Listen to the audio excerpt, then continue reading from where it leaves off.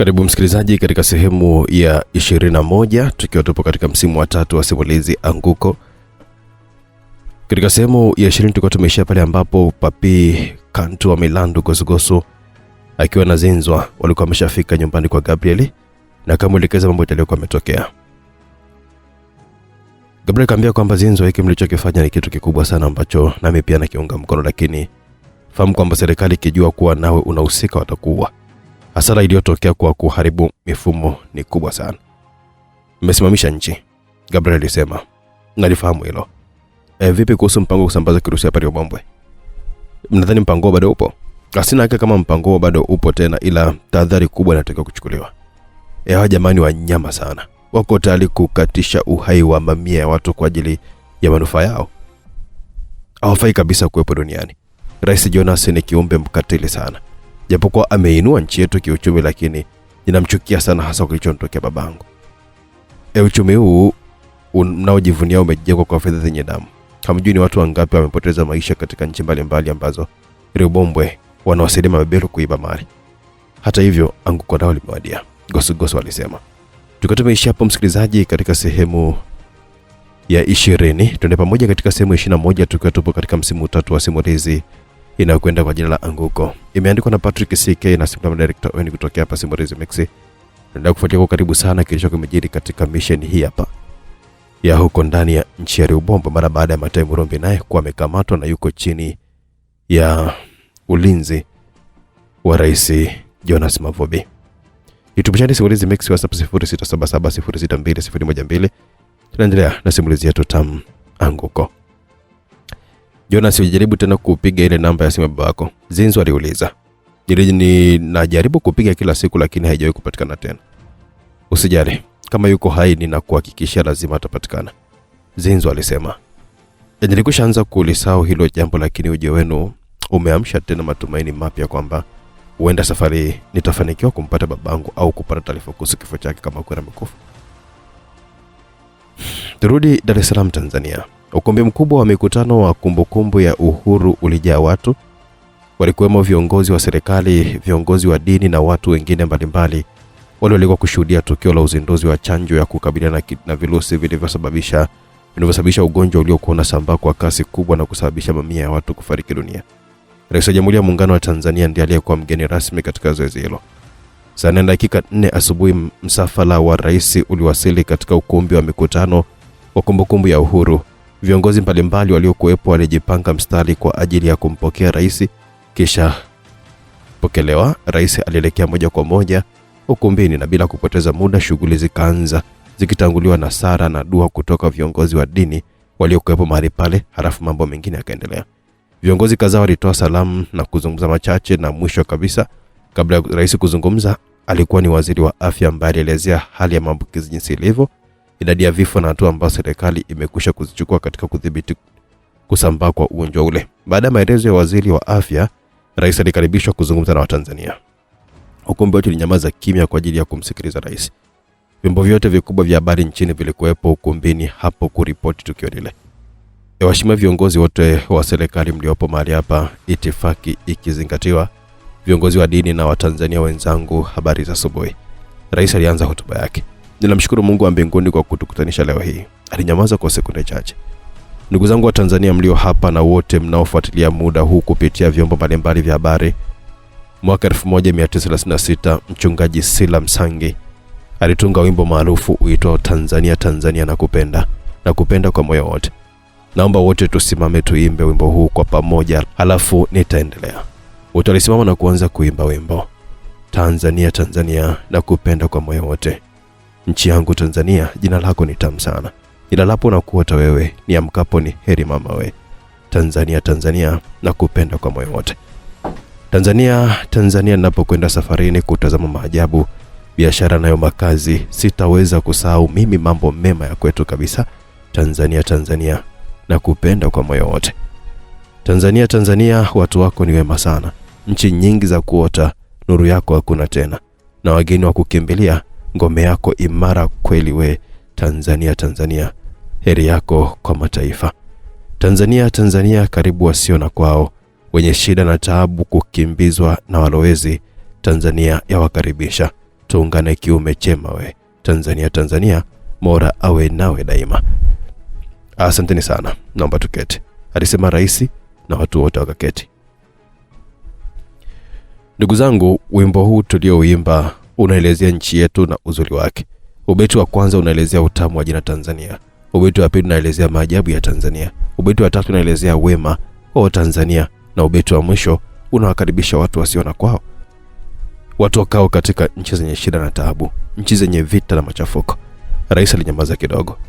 Ndugu zangu, nchi yetu hii yenye kila sifa nzuri zilizoelezwa katika wimbo huu tulioimba na nyingine nyingi ambazo hazijaelezwa, tunapaswa kuilinda kwa wivu mkubwa sana. Ni nchi yenye amani na utulivu mkubwa, na ni kimbilio la wote wasiokuwa na makwao, wenye kuangaishwa na taabu za vita na machafuko katika nchi zao. Tanzania tumefungua mikono, tunawapokea wote na kuwapa hifadhi hapa katika ardhi yetu.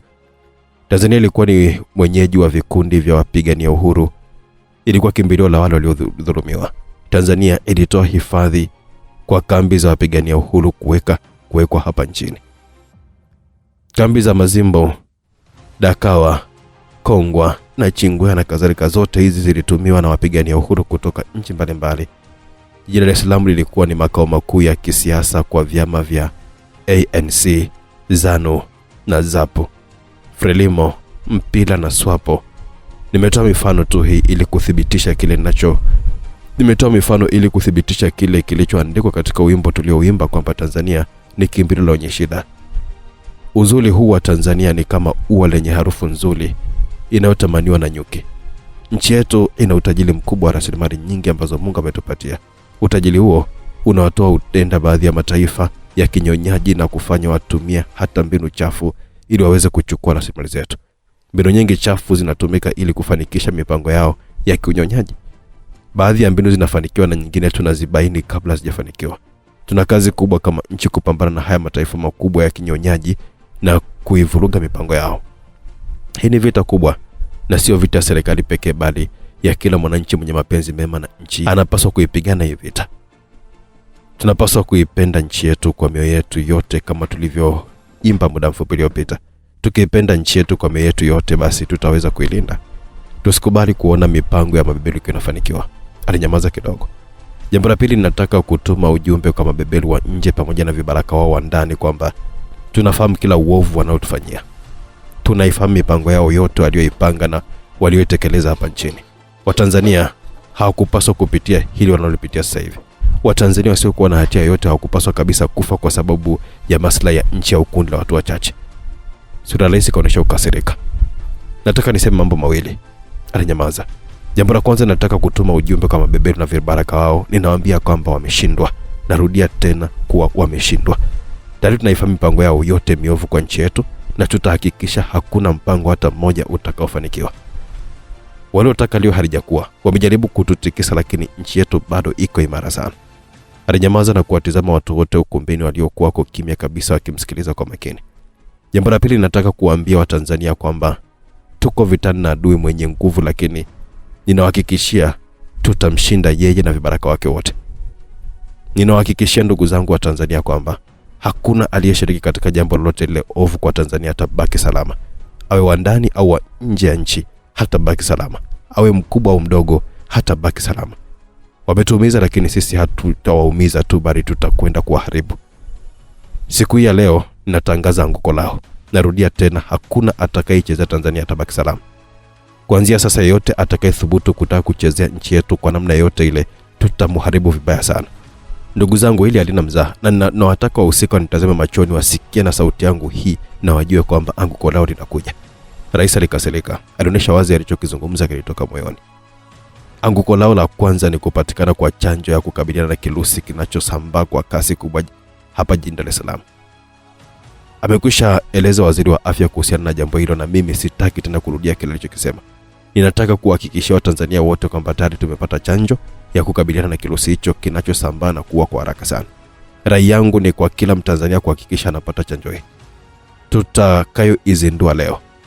Ninahakikishia kwamba chanjo hii ni salama na imetengenezwa hapa hapa nchini na wataalamu wetu wazalendo. Narudia tena kuhakikishia kuwa chanjo hii ni salama na kila mmoja anapaswa kuipata. Msisikilize maneno ya mtu mwingine huko nje. Nisikilizeni mimi, rais wenu. Chanjo hii itaanza kwanza kutolewa hapa Dar es Salaam na mikoa ya jirani, alafu tutaendelea na mikoa mingine kadri mtakavyokuwa mnaelekezwa. Ninawatoa hofu kuhusu upatikanaji wa chanjo. Zipo za kutosha na zinaendelea kuzalishwa. Rais alikaa kimya kidogo. Ndugu zangu wa Tanzania, tumekutana hapa kwa zoezi maalum la uzinduzi wa chanjo. Ila ninachotaka mkifahamu ni kwamba tuko salama. Nchi yetu iko macho ya jalala na hatutalala katika kuhakikisha nchi inakuwa salama. Vyombo vyetu vyote vya ulinzi na usalama viko macho usiku na mchana kuhakikisha nchi inakuwa salama. Narudia tena kuwaomba muitikie zoezi la uchanjaji kadri mtakavyoelekezwa na viongozi wa Wizara ya Afya. Mungu ibariki Tanzania. Asante kwa kunisikiliza. Rais alimaliza hotuba yake na kwenda kukaa. Zoezi lilofuata lilikuwa ni kuzindua chanjo, na wa kwanza kabisa kuchoma alikuwa rais mwenyewe. Twende Nwazimbo, Jamhuri ya Ruibombwe. Gabriel akarejea mahali alipokuwa amewacha Gosogoso na Zinzwa. Tayari walikuwa katika Afrika Ngunja. Alikuwa amefungwa. Gabrieli hakutaka waongozane wote kuonana na mkuu wa gereza hilo, hivyo alikwenda peke yake na kuacha kina Gosogoso akimsubiri. Umeona na mkuu wa gereza? Zinzwa alimuuliza. Ndio, alijibu Gabrieli. Hakuna kinachoshindikana mbele ya pesa. Amekubali tuonane na Afrika. Amesema tumsubiri hapa ili aweke mambo sawa, alafu atakuja kutuchukua. Baada ya dakika 12 alitumwa mtu kuwachukua Gabriel na wenzake. Aliwapeleka katika sehemu ambayo watu hukutana na ndugu zao waliofungwa gerezani hapo. Baada ya dakika 5 alitokea mkuu wa gereza. Hawa ndio ndugu wa Afrika? Mkuu wa gereza alimuuliza Gabriel. Ndio mkuu, huyo hapa ni Zinzwa na huyo hapa ni mpenzi wake. Zinzwa ninamfahamu. Hakuna siyemjua katika nchi. Namba mnifuate. Akina Gosogoso walimfuata mkuu wa gereza hadi katika chumba kimoja kilichokuwa na meza na viti vinne, akawataka waketi. Baada ya dakika 5 mlango ulifunguliwa na akaingia mkuu wa gereza akiwa amemshika mkono Afrika Ngunja. Akamtaka aketi katika kiti.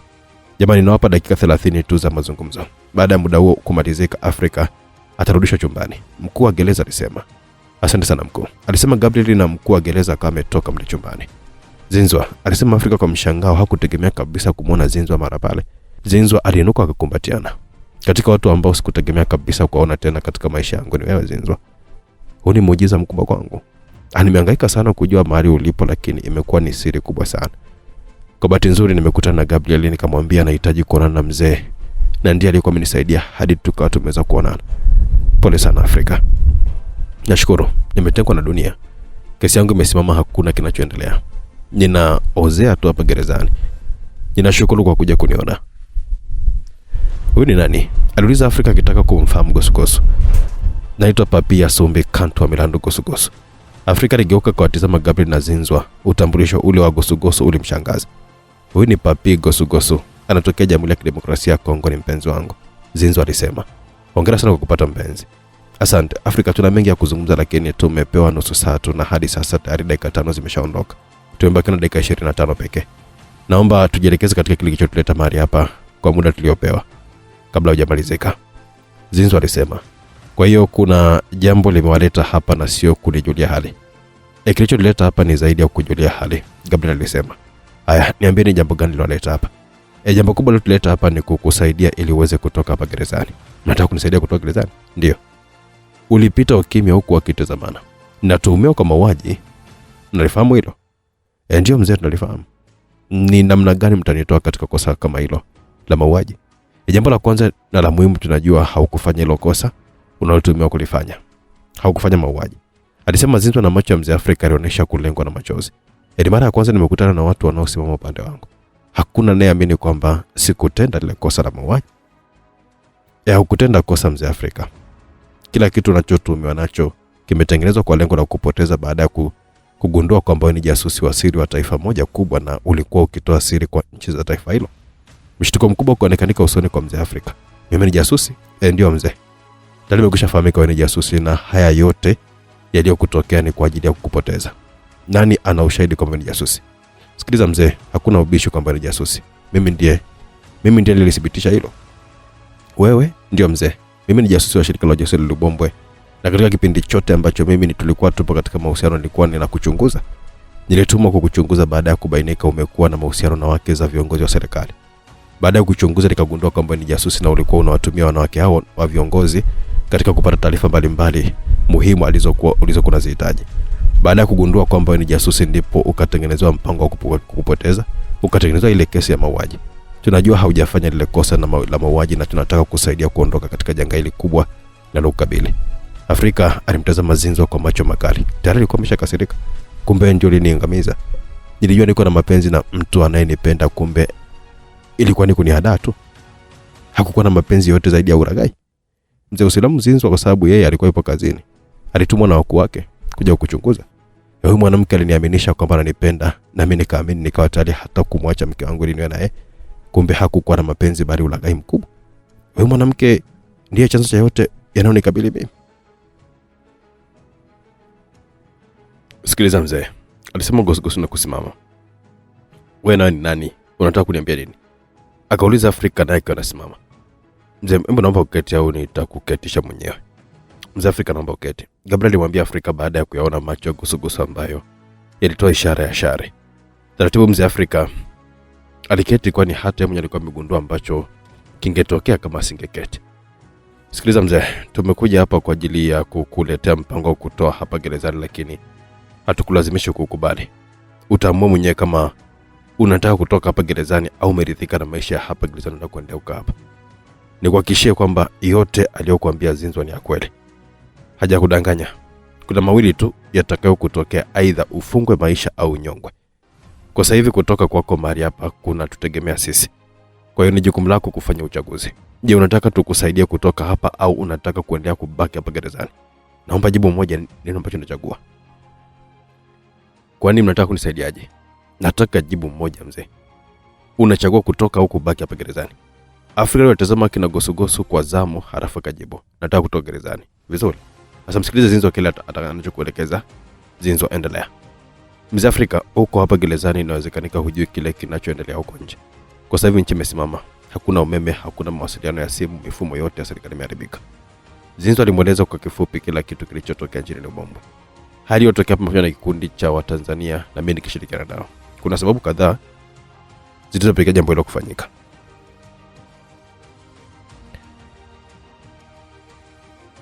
Zinzo alimwelezea sababu kuu zilizopelekea mifumo ya serikali ya Lubombwe kuharibiwa. Muda ni mfupi sana hivi nimekuelezea juu. Tukipata nafasi ya kuonana tena, nitakuelezea kiundani zaidi. Kwa hiyo kwa sasa hivi hakuna tena taarifa zako mahali popote pale. Taarifa zote za shirika la ujasusi la Lubombwe tunazo sisi, na katika mafaili ya siri sana ya shirika hilo, faili lako lipo. Hivyo tunaweza kuthibitisha kwamba tuhuma zote dhidi yako sio za kweli. Afrika alisema kionekana kushangazwa na yale aliyokamwambia na Zinzo. Haya mnayoniambia ni ya kweli? Na hakuna kitu cha uongo. Yote aliyokuambia Zinzo ni ya kweli kabisa. Gosugosu akasisitiza. Basi nisaidieni kunitoa hapa mahali. Kuna gharama ambazo utalipia. Sio fedha bali kuna taarifa tunazihitaji. Taarifa gani? Gosugosu alimweleza kuhusu Matayo kushikiliwa na serikali ya Lubombwe mahali kusikojulikana. Tunataka utusaidie kujua mahali pasiri anapotumia Rais Jonas kuficha watu. Ukimya ulitawala. Afrika, mnafahamu mahali pasiri ambako Jonas na serikali yake wanapatumia kuficha watu? Basi naomba utuambie, Gabriel alisema. Kwanza naomba niwaeleze jambo ambalo hamlijui. Mimi ni jasusi, lakini natumiwa na shirika la habari la nchi mlioitaja ili kupata taarifa za serikali ya Lubombwe. Waandishi wanne wa shirika hilo waliwahi kuuawa hapa Lubombwe walipokuwa wamekuja kuandika habari za kiuchunguzi. Wakati fulani ndipo shirika hilo lilipokuwa limeamua kutafuta mtu wa ndani ili awasaidie kupata taarifa muhimu za siri za nchi. Walinifuata mimi, wakanipa ofa kubwa sana, nikakubali. Nikaondoka nchini kwa kigezo cha kwenda kuongeza elimu nje ya nchi, lakini nilichokwenda kukisomea huko nje ni ujasusi. Baada ya kumaliza mafunzo ya ujasusi, nikarejea nchini nikaendelea na kazi huku nikifanya kazi na shirika la habari. Tukirudi katika jambo ninalotaka niwasaidie, kuna sehemu mbili nazifahamu ambazo shirika la ujasusi la Lubombwe huficha watu kwa ajili ya kuwatesa na ili wapate taarifa wanazokuwa wanazitafuta, na sehemu hizo hutumika pia katika mauaji ya kimya. Kama huyo ndugu yenu amepelekwa mahali hapo, mategemeo kutoka salama ni madogo sana. Tuelekeze tafadhali sehemu hizo. Gosugosu alisema. Ni sehemu za hatari sana. Usijali kuhusu hiyo hatari. Tuelekeze mahali zilipo. Kuna mtu ambaye ninaweza kuwaelekeza kwake, na huyo ndiye anayeweza kuwapa maelekezo zaidi kuhusiana na mahali hapo. Sawa, tupe maelekezo tafadhali ili tukaonane na huyo mtu. Afrika mwekeza Gabriel mahali anapoweza kumpata mtu huyo. Aliomba kalamu na karatasi, akaandika ujumbe alafu akampatia Gabriel. Kabla hawajaondoka Afrika, akaandika ujumbe mwingine akampatia Gabriel, akampa maelekezo ya mahali pa kupeleka. Muda aliotupa umemalizika, hivyo tutakuja tena hapa kuonana na wewe na kukupa mrejesho mambo jinsi yanavyokwenda.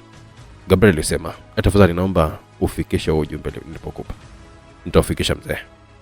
Dakika 30 zilimalizika, mlango ukafunguliwa, mkuu wa gereza akiwa ameongozana na askari mmoja akaingia. Ndugu zangu, muda nilio hapa umemalizika, sasa ni wakati wa kumrejesha mtu wetu ndani, alisema mkuu wa gereza. Afrika aliagana na akina Zinzwa, akatoka mle chumbani, akarudishwa katika chumba chake.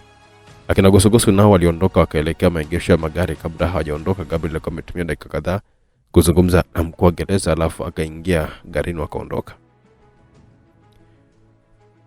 Basi rudi chumbani kwa Matayo. Yote alikuwa anazidi kupanda ndani ya chumba alimokuwa Matayo. Jasho jingi lilimtoka. Hakukuwa na hata tone moja la maji katika bomba.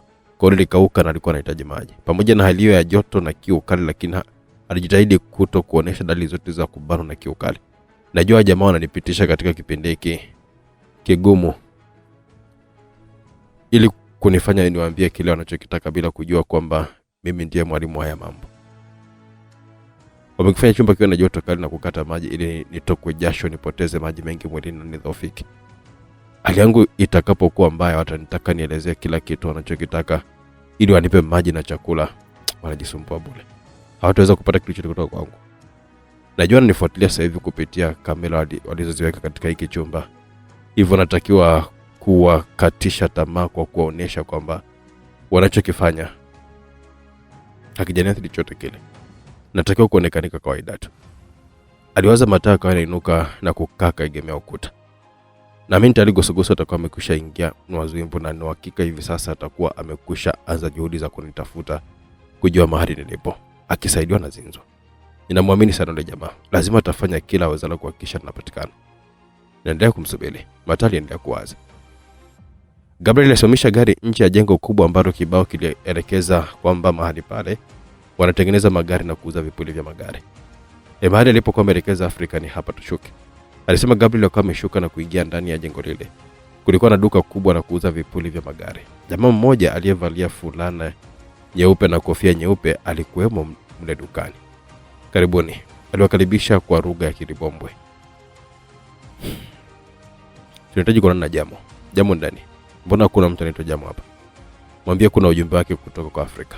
Yule mzee alishtuka, akawatizama akina Gosogoso kwa zamu, halafu akasema, naomba mketi pale katika kiti. Alifungua mlango uliokuwa nyuma yake na akaingia upande wa nyuma. Baada ya dakika 5 mlango ukafunguliwa, kama ametoka, halafu akawafungulia mlango akina Gosogoso, akawataka wamfuate. Waliingia upande wa pili ambako shughuli za utengenezaji magari zilikuwa zinaendelea. Waliingia katika gari moja lililokuwa linatengenezwa. Jamaa mmoja aliyevalia fulana nyeusi na suruali nyeusi ya jinsi alikuwa amesimama kando akijadiliana kitu na wale waliokuwa wanatengeneza ile gari. Alipoona kina Gosogoso wakielekea kwake, aliwafuata. Karibuni, alisema kwa mkono wa salimu kwa kuwapa mikono. Baada ya kusalimiana nao, akaongozana nao kuelekea katika ofisi iliyojengwa kwa vioo. Karibuni jamani, naitwa Jamo. Nimeambiwa mna ujumbe wangu kutoka kwa Afrika. Na tumefurahi kukuona nawe Jamo. Ni kweli tuna ujumbe wako kutoka kwa Afrika. Yuko wapi huyo mzee? Nimekuwa nikimtafuta sana bila mafanikio. Yuko katika gereza la asili, mahali ambako sio rahisi kuonana naye. Nyinyi mmefanikiwa kuonana naye? Ndio, tumefanikiwa kuonana naye na tukazungumza kidogo. Sawa, wapa ujumbe gani mniletee? Gabriel alikuwa amechukua karatasi alikuwa ameandika Afrika, akampatia akaisoma. Sura yake ilionyesha kuingiwa na hofu baada ya kusoma kile kilichoandikwa katika ile karatasi. Alikunja ile karatasi akaiweka mfukoni. Alafu akawatizama kina Gosogoso. Nimepokea maelekezo, lakini hili jambo alonielekeza ni gumu na hatari sana. Siwashauri muendelee nalo. Amekuelekeza nini? Zinzwa aliuliza. Ameniambia mnahitaji kupajua mahali pasiri panapotumika kwa ajili ya kuficha na kuua watu. Ndio, tunahitaji kupajua mahali hapo. Ni wapi? Gosogoso aliuliza. Sikilizeni ndugu zangu, mahali hapo ni pasiri kubwa sana, na hata mimi usijali, tuelekeze mahali hapo ni wapi, kitakachofuata baada hapo itakuwa ni juu yetu, alisema Gosogoso. Hamwezi kwenda mahali hapo peke yenu, lazima niwapeleke mimi. Vizuri, tupeleke mahali hapo na kila kitu utatuachia sisi. Hujaelewa kaka? Yaani mahali hapo huwezi kuingia hivi hivi. Ni mahali hatari sana ambako tunatakiwa kuingia kwa akili kubwa sana. Womba pamoja mahali hapo? Gosogoso aliuliza. Mimi na vijana wangu waga tunakodishwa kuwachukua watu na kuwapeleka mahali hapo. Tumepelekwa mafunzoni ili kujua mbinu za kumfuatilia mtu na kumchukua kimya kimya, hivyo pale inapotokea kuna mtu anatakiwa kuchukuliwa, basi sisi tunapewa hiyo kazi. Nani huwapa maelekezo? Hayo ni mambo yasiyowahusu. Kwa sababu tujielekeze katika hili jambo ambalo Afrika ameniomba niwasaidie. Nataka kujua sababu ya nyinyi kutaka kuingia mahali hapo. Kuna ndugu yetu ambaye anashikiliwa kwa siri na serikali. Tunaamini lazima atakuwa yupo katika moja ya maficho ya siri, na ndio maana ili tuweze kujua kama yuko mahali hapo. Mkijua yuko hapo, lengo lenu nini? Kumtoa mahali hapo. Ulipita ukimya mfupi, alafu Jamo akasema, kuna njia moja tu tunaweza kuitumia kufanikisha hicho mnachokitaka, lakini baada ya hapo mimi na vijana wangu hatutakuwa sawa tena.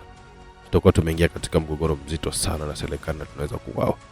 Usihofu Jamo, chochote kile kitakachotokea sisi tuko nyuma yenu. Maisha yenu hayataharibika kama mtaingia matatizoni. Tunaweza kuwaondoa hapa na kuwapeleka Tanzania mkaanza maisha mapya. Gosogoso alisema. Jamo litafakari kile alichokisema Gosogoso, alafu akasema, mpango utakuwa hivi. Nitajifanya nimepokea maelekezo ya kumchukua mtu na kumpeleka mahali hapo. Mmoja wenu anatakiwa kuwa mtu huyo ambaye tumepewa maelekezo ya kumpeleka. Baada ya kupokea, mimi na vijana wangu tutalazimika kubadilika na kuwaweka chini ya ulinzi wa husika wa hapo, kisha tutaanza kufanya uchunguzi kujua kama huyo mtu wenu yuko mahali hapo.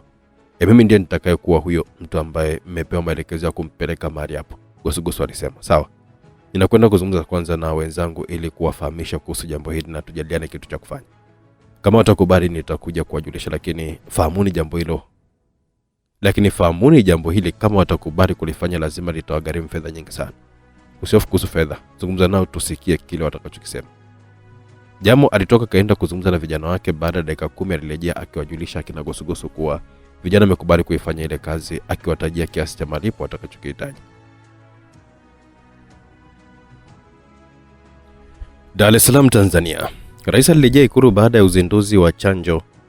Mgeni wa kwanza kabisa kukutana naye baada ya kurejea alikuwa ni Fabiani, mkurugenzi mkuu wa shirika la ujasusi Tanzania. Karibu Fabiani, alisema rais. Asante Mheshimiwa Rais, hongera kwa hotuba nzuri uliyoitoa katika uzinduzi wa chanjo. Ni hotuba kali na ninaamini ujumbe wa mafikio wahusika. Hongera pia kwa kuzindua chanjo. Anayetakiwa kupewa hongera sio mimi bali ni Mathayo Morombe. Mafanikio haya yote yamepatikana kwa nguvu na juhudi zake na wenzake anaoshirikiana nao. Inaniumiza sana kutokujua hatima yake. Mheshimiwa Rais, narudia kukusi usihofu kuhusu Mathayo Morombe. Yule jamaa ana akili sana. Lazima tutoka salama leo Bombwe. Ninajilazimisha kukubali ushauri wako japo kwa shingo upande. Yule ni mtu muhimu sana kwa nchi yetu, hatupaswi kumwacha akapitia mateso makubwa au hata akauawa. Niamini mimi Mheshimiwa Rais, Mathayo hawezi kuuawa. Lazima atatoka salama. Alichagua mwenyewe kukabidhiwa kwa Bombwe akijua kabisa kuwa lazima atatoka salama. Sawa, tuendelee kumwombea ili huko aliko awe salama, na kama ana mpango wa kujiondoa huko basi mpango huo ufanikiwe. Ulipita ukimya mfupi, alafu rais akasema, Fabiani, ulinipigia simu asubuhi kunijulisha kuhusu zoezi la kufagia ule mtandao wote uliohusika na usambazaji wa kirusi hapa nchini. Lilivyokwenda. Nataka unieleze kwa kina zaidi namna zoezi hilo lilivyokuwa limekwenda na akina nani waliokuwa wameondolewa. Mheshimiwa Rais, kama nilivyokuelezea katika simu, zoezi lilikwenda vizuri. Vijana walitekeleza zoezi kwa umakini mkubwa sana na majina yote niliyokuwa nimewapa wameyafanyia kazi. Ile orodha ya kwanza yote imekamilika. Ilikuwa ni kundi la kwanza lililokuwa linajumuisha watu waliokuwa katika kitu kinaitwa ngazi ya kwanza. Fabiani akatoa karatasi akampatia rais. Hiyo ndio orodha ya tulioondoka katika awamu ya kwanza. Rais alijitazama karatasi ile alafu akauliza, zimetumika njia mbalimbali Mheshimiwa Rais, ila wengi tumeondoka kutumia sumu ya kuua kwa haraka. Maritini aliyekuwa ni kiongozi mkuu wa mpango yamepigwa risasi. Leo zoezi hilo litaendelea tena. Nitawapa vijana orodha ya pili ambayo watakwenda kuifanyia kazi. Orodha mpya ya leo itakuwa na watu 19. Hawa ni ngazi ya pili kutoka ngazi kuu iliyoondolewa jana. Hawa walihusika katika shughuli mbalimbali za kufanikisha ule mpango. Rais alifikiri kidogo alafu akasema, Fabiani, kama nilivyokueleza simuni kwamba sifurahi kuondoa hawa jamaa kwa njia hii. Ningefurahi kama wote wangekamatwa na kufikishwa mahakamani ili Watanzania wafahamu kwamba ndio waliosababisha ugonjwa huu unaopukutisha watu. Hata hivyo nazingatia ushauri wako kwamba hatuna ushahidi wa moja kwa moja wa kuweza kuwatia hatiani. Hata hivyo, waelekeze vijana wanaotekeleza hili zoezi wawe makini sana wakati wa kutekeleza zoezi hili. Ikitokea tu likafanyika kosa lolote lile na swala hili likawafikia wanasiasa, litakuwa ni jambo jipya kabisa. Wao hawataelewa kama hawa jamaa walikuwa wamehusika katika jambo baya kabisa kwa nchi yetu. Wanachokitaka wao ni kujipatia tu maarufu wa kisiasa. Umakini mkubwa unatakiwa. Zoezi linaendeshwa kwa umakini mkubwa sana, Mheshimiwa Rais. Hakuna tokea tatizo lolote lile. Sawa. Jambo muhimu nilokuitia hapa ni kukupa maelekezo mahususi. Rais alinyamaza kidogo. Tunajua mpango huu wa kusambaza kirusi sio wa serikali ya Ubombwe. Ni mpango wa mabebelu, ila wanaitumia ile Ubombwe kutekeleza. Kufanikiwa kupata chanjo kwa haraka ya kukabiliana na kirusi walichokitupa kwetu ni pigo kubwa sana kwa sababu mpango yao yote imeharibika. Wametumia gharama kubwa sana kuunda mpango huo, hivyo hawatakubali kirahisi mpango wao kushindwa kufanikiwa. Hofu yangu ni kwamba wanaweza wakaachia kirusi kingine ambacho hatukijui na hatutaweza kukikabili. Sina hakika kama kirusi walicho nacho ni hicho tu kimoja. Lazima watakuwa na aina nyingi. Ninataka shirika letu la ujasusi liwe makini sana katika swala hilo. Na uko sahihi, Mheshimiwa Rais. Hawatakubali kirahisi mipango yao kuvurugika. Hivyo wanaweza kupenyeza kirusi kingine. Hii inawezekana kabisa. Hii ndio sababu nilikuwa nimetoa wazo la kufutilia mbali mtandao wote waliokuwa wameutumia katika kusambaza kile kirusi. Itachukua muda kuweza kutengeneza mtandao mpya na kufanikisha mipango yao. Hata hivyo sisi tutakuwa macho kuhakikisha hakuna mpango wao mwingine utakaofanikiwa. Nataka muwe na macho kila sehemu. Hiki ni kipindi ambacho mnatakiwa kufanya kazi kuliko kawaida. Wageni wote wanaoingia nchini tuwafuatilie tangu wanapoingia nchini, tujue mahali walipo na kile wanachokifanya. Hatupaswi kuwapa nafasi hawa jamaa ya kutekeleza tena mpango mwingine. Nimekuelewa Mheshimiwa Rais, tutafanya kama ulivyoelekeza. Na kwa mimi Fabian ninafanya kazi nzuri, na ndio maana Matayo aliponiomba nikusamee wewe na wenzako ili muendelee kuisaidia nchi hii. Sikupata uzito japo, ila siwezi kusahau kwamba na ninyi pia mlikuwa mmeshiriki katika kusambaza hiki kirusi. Niliwaambia kwamba tayari mna kazi kubwa sana kulifuta doa hilo. Mtalifuta kwa kufanya kazi kwa uaminifu na kwa uadilifu mkubwa. Kumbukeni nimeweka watu wa kuwafuatilia usiku na mchana kujua nyendo zenu. Pale nitakapobaini chochote kibaya, nitaondoa kimya. Mheshimiwa Rais, naomba nikuhakikishie kwa mara nyingine tena kwamba hakuna ulazima wa kuweka watu wa kutufuatilia. Nitaongea kwa niaba yangu mwenyewe. Mheshimiwa Rais, naipenda nchi na yale yote ndio nilifanya kwa shinikizo. Kwa sasa hivi ambapo jina langu limefutwa ile Ubombwe, nimebakiwa na nchi moja tu ambayo ni Tanzania. Ninakwenda nitaitumikia nchi yangu kwa uaminifu mkubwa sana. Mheshimiwa Rais, nitaendelea kukushukuru kila siku kwa kutusamea kwa yale tuliyofanya. Fabian, kabla ya yote yaliyotokea ulikuwa ni rafiki na mtu wangu wa karibu sana. Japokuwa nimekusamea, lakini itanichukua muda kukuamini tena, na hata ukaribu wetu hautakuwa kama zamani. Anaelewa Mheshimiwa Rais, na mimi nitafanya kazi kwa bidii na uaminifu mkubwa. Nina imani siku moja utaniamini tena. Rais na mkurugenzi Fabian akaendelea na mazungumzo yaliyokuwa yamedumu kwa muda wa saa 2, kisha wakaagana na mkurugenzi akaondoka. Nwazwimbo, Jamhuri ya Ubombwe. Zinzwa, nina hofu sana kuhusiana na kitu anachotaka kukifanya yule jamaa, alisema Gabriel. Jamaa gani Gosogoso? Zinzwa kauliza. Ndio, jina lake gumu na shida kulitamka. Hofu yako iko wapi yani? Unadhani kwamba anaweza kauawa? Kwa maelezo ya Jamo, mahali wanapotaka kwenda kuna ulinzi mkali sana. Kama mpango ukishindwa kufanikiwa na akakamatwa, uzani kama anaweza akarutaja sisi wote kwamba tunashirikiana naye. Tunaweza kujikuta kitu katika matatizo makubwa sana. Usihofu Gabriel. Kila kitu kitakwenda vizuri. Hakuna tatizo litakatokea. Hawa jamaa wamekuameniji hadi wakakubali kukushirikisha katika jambo kubwa kama hili. Hawakuwa na hofu kama wale yale bomba na ongeza kuharibu mipango yao. Tutalizungumza hilo wakati mwingine Gabriel. Ni jambo lenye maelezo marefu sana. Gabriel na Zinzo walikuwa barabarani wakielekea mahali ambako Afrika alimtuma Gabriel apeleke ujumbe. Gosogoso aliachwa na akina Jamo kwa ajili ya kuendelea na maandalizi ya kuvamia maficho ya siri. Walikatisha mitaa kadha wa kadha ajira na Nwazwimbo, na mara wakajikuta kama wametokea katika saluni kubwa ya wanawake. Nje ya saluni ile kulikuwa kuna kelele kubwa ya generator aliyokuwa ameitumia kuzalisha umeme. Afrika alinituma nilete ujumbe katika hii saluni hapa kwa mtu anaitwa Gigi. Alisema Gabriel na kuzima gari. Ujumbe gani amekupa ulete hapa? Asijausoma. Hivyo siwezi kujua kile alichokiandika. Ufungue tu usome tujue ameandika kitu gani.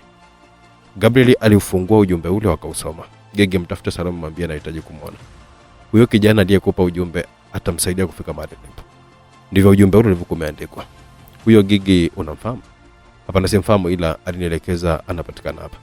Subiri garini, ngoja nipeleke ujumbe. Gabriel alikuwa ameshuka kuelekea ndani ya saluni ile iliyokuwa na heka nyingi za kuhudumia wateja. Aliangaza halafu akawa amemfuata jamaa mmoja ambaye alikuwa anamsuka nywele mwanamama. Karibu bosi, alisema yule msusi. Asante ndugu yako. Nina shida na Gigi, nitampata wapi? Bosi Gigi yuko mle katika ofisi yake, alisema kwa kana muelekeza mlango wa ofisi ya Gigi. Asante. Gabriel akapiga hatua akaelekea katika ofisi ya Gigi, akakinyonga kitasa, akafungua mlango. Alipofungua mlango, macho yake alikutana na macho ya mwanadada mmoja mweupe sana. Karibu kaka, alisema yule mwanamke. Asante sana, alisema Gabriel akawa ameketi. Karibu kaka, nikusaidie nini? Akauliza yule mwanadada huku akiwa anaendelea na kazi. Aliuliza yule mwanadada huku akiendelea na kazi katika kompyuta iliyokuwa mbele yake. Naitwa Gabriel. Ninakufahamu, alijibu yule mwanadada kabla Gabriel hajamalizia kujitambulisha. Tumewahi kuonana mahali? Gabriel akamuuliza. Hapana, mimi na wewe ni mara ya kwanza kukutana, lakini nakufahamu. Wewe ni mtu maarufu hapa mjini. Wachache wasio kufahamu ni nani. Asante sana kwa kuniokolea muda wa kujitambulisha. Karibu na Gabriel. Katika saluni yetu kuna huduma nyingi sana zinazotolewa hapa. Sio asante, ila sijafuata huduma mnazozitoa hapa. Gabriel mkatisha. Sawa, karibu nikuhudumie. Natumai wewe ndio Gigi. Ndio mimi ndio mmiliki wa saluni. Vizuri, nashukuru kukufahamu. Kilichonileta hapa ni kukufikishia ujumbe. Ujumbe kutoka wapi? Kutoka Afrika. Afrika? Akauliza Gigi kuonekana kupatwa na mshangao. Ndio. Una mzungumzia Afrika yupi?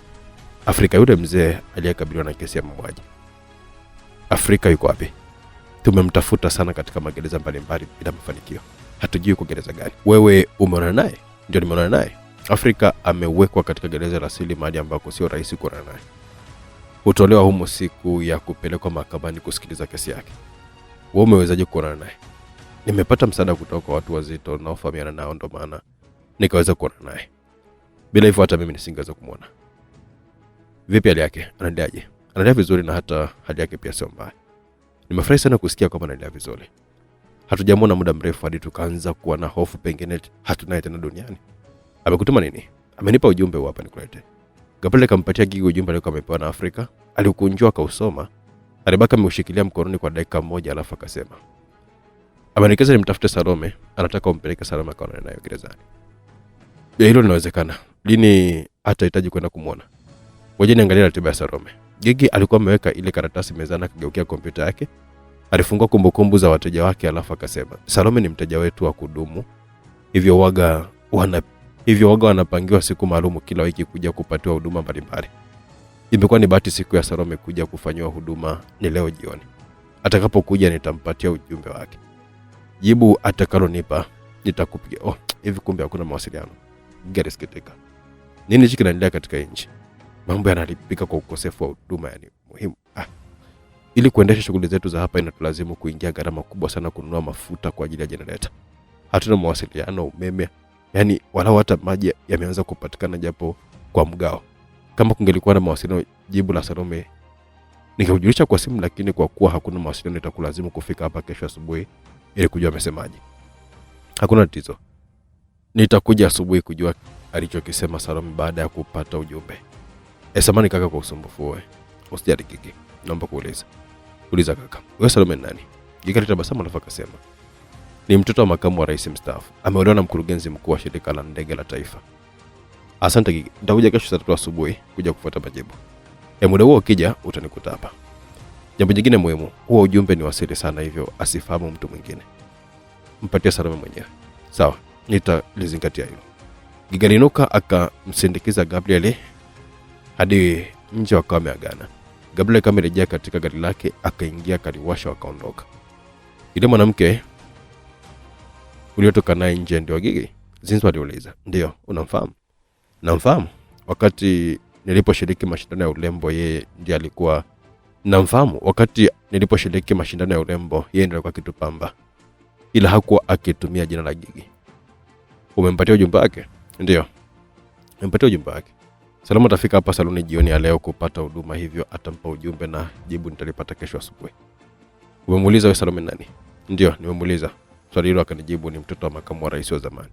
Salome ameolewa na mkurugenzi mkuu wa shirika la ndege. Inawezekana Afrika atakuwa na mahusiano pia na Salome. Mzee amechafua huu mji hatari. Asiwezi kusema hapana kwa namna jinsi ninavyomfahamu yule mzee. Hivi hajarudiana tena na mke wake tangu alipoachana? Mke wake alivumilia, akachoka, kaamua kuondoka. Najiuliza, katika wanawake wote ambao Afrika amekuwa nao katika mahusiano, kwa nini akachagua kuonana na Salome? Sifahamu kwa nini. Pengine ni masuala yake binafsi tu ambayo sisi hatuyatuhusu. Sawa. Nini ambacho kinafuata baada ya hapa? Tunawasubiri Gosogoso na kina Jamo wafanikishe misheni yao. Baada hapo tutajua kile kinachofuata. Hili jambo la kwenda kulifanya Esen linanipa hofu kubwa sana kwamba tunaweza kuingia katika matatizo makubwa na serikali. Hata kina Jamo wanaweza kujikuta katika matatizo makubwa. Usihofu Gabriel, tusiweke vichwani mwetu mawazo ya kushindwa. Tujitahidi kuwa na mawazo chanya.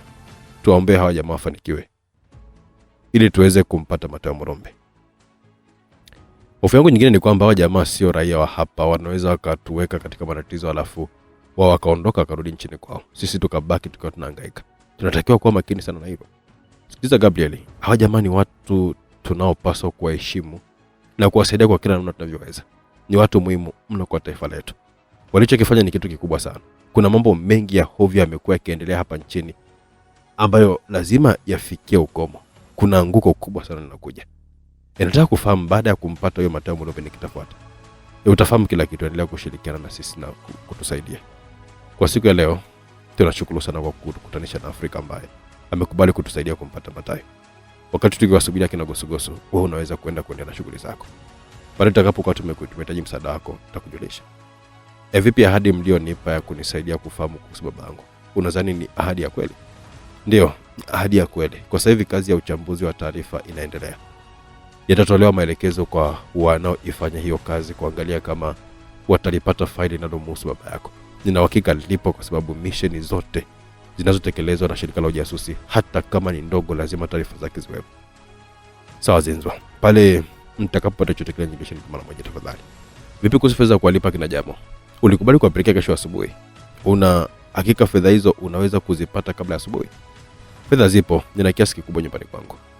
Una hakika hawa jamaa watanirejeshea fedha zangu baada ya misheni kumalizika? Fedha zako zote zitarudi. Hawa jamaa ni matajiri. Huyo Mateo Murumbi ni bilionea. Ni kwa vile tu ni mifumo yetu tu ya kifedha haifanyi kazi, lakini ungelipwa fedha zako zote hata leo hii. Kama Mateo ni bilionea, kwa nini akachagua kufanya kazi ya taarifa za ujasusi? Uzalendo na mapenzi makubwa kwa nchi yake ndivyo vinavyomsukuma kuyapitia haya anayoyapitia hivi sasa. Safari kaendelea kuelekea nyumbani kwa Gabriel ambako Zinzwa aliacha gari lake. Shughuli za utengenezaji magari zilizokuwa zikiendelea katika gereji kubwa ya kina Jamo zilisimama, kwani vijana wote waliondoka kwa ajili ya kujiandaa kwa misheni ya dharura iliyojitokeza. Magari manne yalivuka geti yakaingia katika nyumba moja iliyopakwa rangi ya kijivu na kuzungukwa na miti ya kivuli. Geti likafungwa na magari yale yakaenda kusimama katika uwanja uliokuwa mbele ya nyumba. Magari yale ulikuwa ni msafara wa Jamo na vijana wake. Walishuka katika magari wakaelekea ndani. Jamo aliposhuka garini akamtaka Gosogoso akazungumza kidogo. Kuelekea nyuma ya nyumba wakaelekea wakasimama chini ya mti. Ndugu, nimekuleta hapa ili tuzungumze mambo muhimu kabla tujaanza maandalizi ya mpango wako, alisema Jamo. Hakuna tatizo na kusikiliza. Kuna mambo kadhaa ambayo unapaswa kuyafahamu.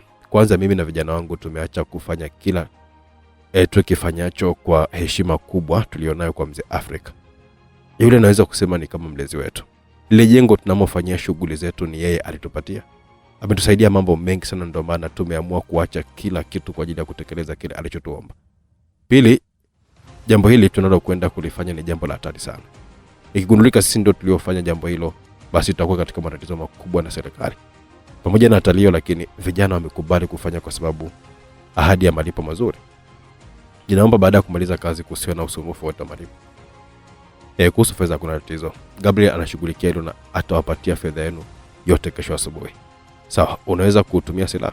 Silaha? Gosogoso kauliza kitoa kicheko. Ndio, unaweza kutumia silaha yote ile. Ninakuuliza hivyo kwa sababu mahali tunapokwenda ni mahali hatari sana. Pana ulinzi mkali. Usihofu kuhusu hilo. Ninaweza kutumia silaha. Vizuri. Sasa twende ndani tukazungumze na vijana tupange namna mpango utakavyokuwa, alisema Jamo. Akaelekea ndani. Huyu jamaa mimi ndiye ninayetakiwa kuwafundisha namna ya kutumia silaha. Aliwaza Gosogoso wakati akiwa anaelekea ndani. Tayari vijana wote walikuwa hapo katika chumba ambacho hukitumia kwa ajili ya kupanga mipango yao mbalimbali. Jamani, tumekuja hapa kwa ajili ya kupanga namna ya kutekeleza mpango wa huyu mwenzetu. Tulipokuwa kule nje nimwambia kwamba Afrika tunamheshimu kama mlezi wetu, hivyo tumekubali kuifanya hii kazi kwa heshima yake. Kwa hiyo tuhakikishe tunapanga mipango mizuri kwa ajili ya kutekeleza mpango huu. Kabla tujaendelea zaidi na kujadili kile tunachokwenda kukifanya, nataka ndugu yetu ajitambulishe ni nani na kama itafaa atueleze sababu ya kutaka kuvamia maficho ya siri. Japo mimi alinielezea kwa kifupi, nataka tuelezee tena tukiwa tuko wote ili kila mmoja afahamu kile tunachotaka kukifanya. Karibu ndugu, uzungumze na wenzangu waeleze sababu ya hilo jambo tunakwenda kulifanya leo. Asante sana Jamu. Mimi naitwa Papi Gosugosu. Ni Mtanzania mwenye asili ya Jamhuri ya Kidemokrasia ya Kongo. Siku chache zilizopita uliibuka ugonjwa hatari sana nchini Tanzania. Ugonjwa unaosambaa kwa kasi na kuua kwa haraka. Ugonjwa unasababishwa na kirusi ambacho kilichopewa jina la UV, kirusi ambacho bado kinaendelea kufanywa utafiti wa kina. Mtu anapopata maambukizi ya kirusi hicho hufariki katika kipindi cha masaa 24. Ni ugonjwa hatari kwa kutokea, kwani katika kipindi cha siku chache tu tayari mamia ya watu wamekwisha fariki. Kirusi cha UV kimetengenezwa maabara na kwa malengo maalum na kilipangwa kusambazwa nchini Tanzania na hapa Ruibombwe. Alinyamaza akawatizama wale wa jamaa ambao walikuwa wanamsikiliza kwa makini. Sura zao zilionyesha mshtuko waliposikia kwamba kirusi kile kilipangwa kusambazwa pia nchini Ruibombwe. Mimi na wenzangu tuligundua uwepo wa mpango huo wa kusambaza kicho kirusi, tukalazimika kuanza kulichimba swala hilo. Tukafahamu mtandao wote uliokuwa unahusika na swala hilo. Tulichogundua ni kwamba mtandao wote uliokuwa unahusika na hilo swala unatokea Ruibombwe. Tulifanikiwa kumpata hadi kiongozi mkuu wa mpango huo ambaye alikiri kwamba mtoto wa Rais Jonas aitwa Barton ndiye ambaye aliye juu ya huo mpango wa kusambaza kirusi. Barton hakuwa peke yake, alishirikiana na viongozi wengine wachache kama waziri wa mambo ya nje wa Ruibombwe. Ushiriki wa baadhi ya viongozi wa serikali na hasa walio karibu na Rais Jonas unatufanya tuamini lazima Jonas naye pia alifahamu hili na uwezekano wa yeye kushiriki ni mkubwa sana. Nadhani mtajiuliza ni kwa nini? Kabla hujauliza swali, kuna kitu nataka kukifahamu. Umesema kwamba mligundua uwepo wa huo mpango. Kwa nini hamkuzuia hadi kirusi kikasambaa na kuua watu? Jamaa mmoja aliuliza. Tuliwakamata wahusika wakuu tukawakabidhi kwa serikali, lakini kuna mambo yalitokea hovyo na wahusika wakaachiwa. Kuna maelekezo marefu sana hapo ambayo ninahitaji kuwa na muda wa kutosha, lakini fahamuni kwamba mimi na wenzangu tulipambana sana kuvuruga huo mpango, ila jamaa walikuwa wamejiandaa vya kutosha. Kama tutapata nafasi zaidi huko mbeleni, nitawaelezea mambo mengi zaidi. Na turudi katika swali nililokuwa nataka kuuliza. Unatokea Ruibombwe. Kwa nini walikuwa wanataka kusambaza kirusi hiki hadi nchini Ruibombwe na kuua raia wao wenyewe? Hata jambo hilo linishangaza sana, alisema Jamu. Jibu ni kwamba mpango huo haujatokea hapa Ruibombwe. Ni mpango wa taifa moja kubwa ambalo limekuwa linaitumia Ruibombwe katika kufanikisha mipango yake mbalimbali, hasa ya kinyonyaji katika nchi mbalimbali za Afrika. Mtanisamehe kama nitaonekanika ninaisema nchi yenu vibaya, lakini ukweli ni kwamba Ruibombwe imekuwa ni kibaraka wa nchi tajiri. Wanaitumia kama mgongo wa kupita kufanikisha mipango yao miovu kwa nchi nyingine za Afrika, hasa zile zenye utajiri wa rasilimali.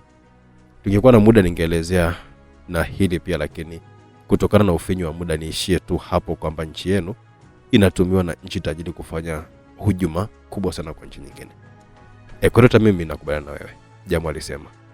Tukiachana na hili la kusaidia kusambaza kirusi nchini Tanzania, kuna mambo mengine makubwa zaidi Ruibombwe imeshirikiana na wabebelu kuyafanya nchini Tanzania, yaliyopelekea rais kuamua kuvunja mahusiano ya kidiplomasia kati ya Tanzania na Jamhuri ya Ruibombwe.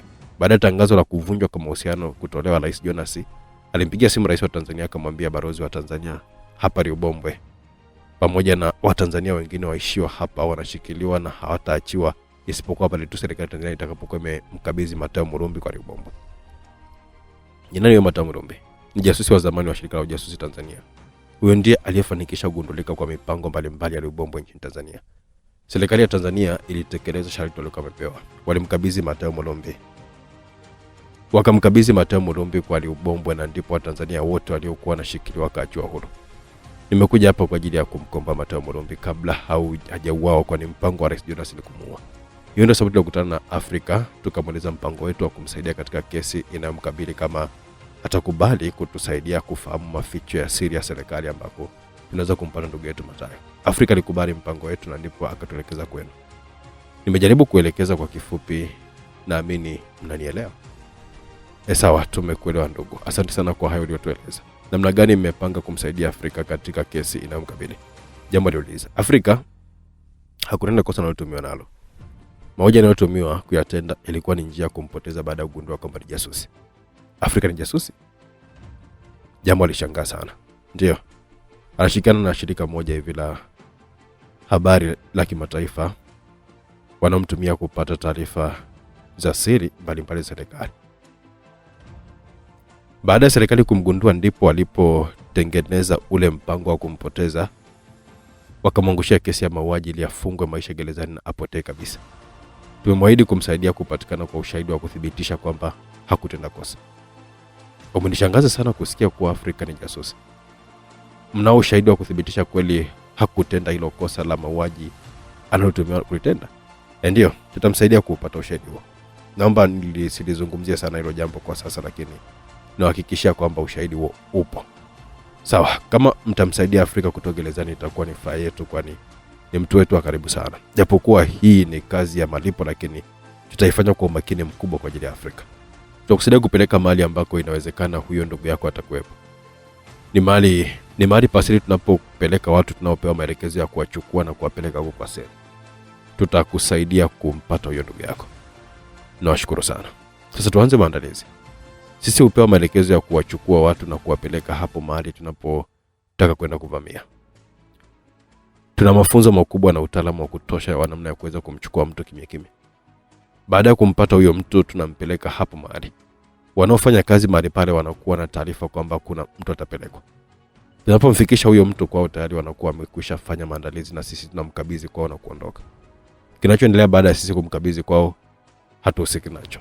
Sisi kazi yetu ni kumfikisha tu mtu na kumkabidhi. Alisema jambo alafu kama amechukua kalamu akaelekea mbele ya ubao mweupe akachora ramani. Tunapompeleka mtu mwisho wetu waga ni hapa getini. Tunajieleza kwamba tumempeleka mtu, inaangaliwa katika kompyuta kama kuna taarifa yoyote kuhusiana na huyo mtu, alafu geti linafunguliwa, gari linaingia na geti linafungwa. Kuna geti la pili ambalo sisi huaga hatuvuki. Baada ya kuvuka geti la kwanza, gari huingia katika chumba, kisha mtu aliyempeleka hukabidhiwa kwao. Baada hapo sisi tunakuwa tumeshakamilisha kazi yetu na tunaondoka. Hatujui baada ya geti la pili kuna nini. Kwa hiyo tunapokwenda leo hata sisi pia ni kama wageni mahali hapo kwa sababu hatujai kuingia ndani. Kuna kamera? Usigusa kauliza. Ndio zipo. Sawa, hata kama zipo haziwezi kutuzuia kufanya kazi yetu. Kuna watu wangapi mapokezi? Kuna mtu mmoja tu. Sawa. Tutakachokifanya tutakapofika getini tutamweka chini ya ulinzi huyo jamaa wa mapokezi ambaye atatusaidia kufungua geti la pili. Mapambano yataanza mapema zaidi kwani kupitia kamera wenzake wataona kile kinachoendelea. Jambo zuri ni kwamba jukumu letu kuhakikisha tunawadhibiti ili waoneshe mahali alipo Matayo. Baada ya zoezi kukamilika na kama tutafanikiwa kumpata Matayo, tutawamaliza wote ili kufuta kabisa ushahidi. Gosugosa alisema. Vijana mnasemaje? Jambo aliuliza vijana wake. Wote walikubaliana na kuendelea na ule mpango. Maandalizi ya mpango huo yakaanza mara moja.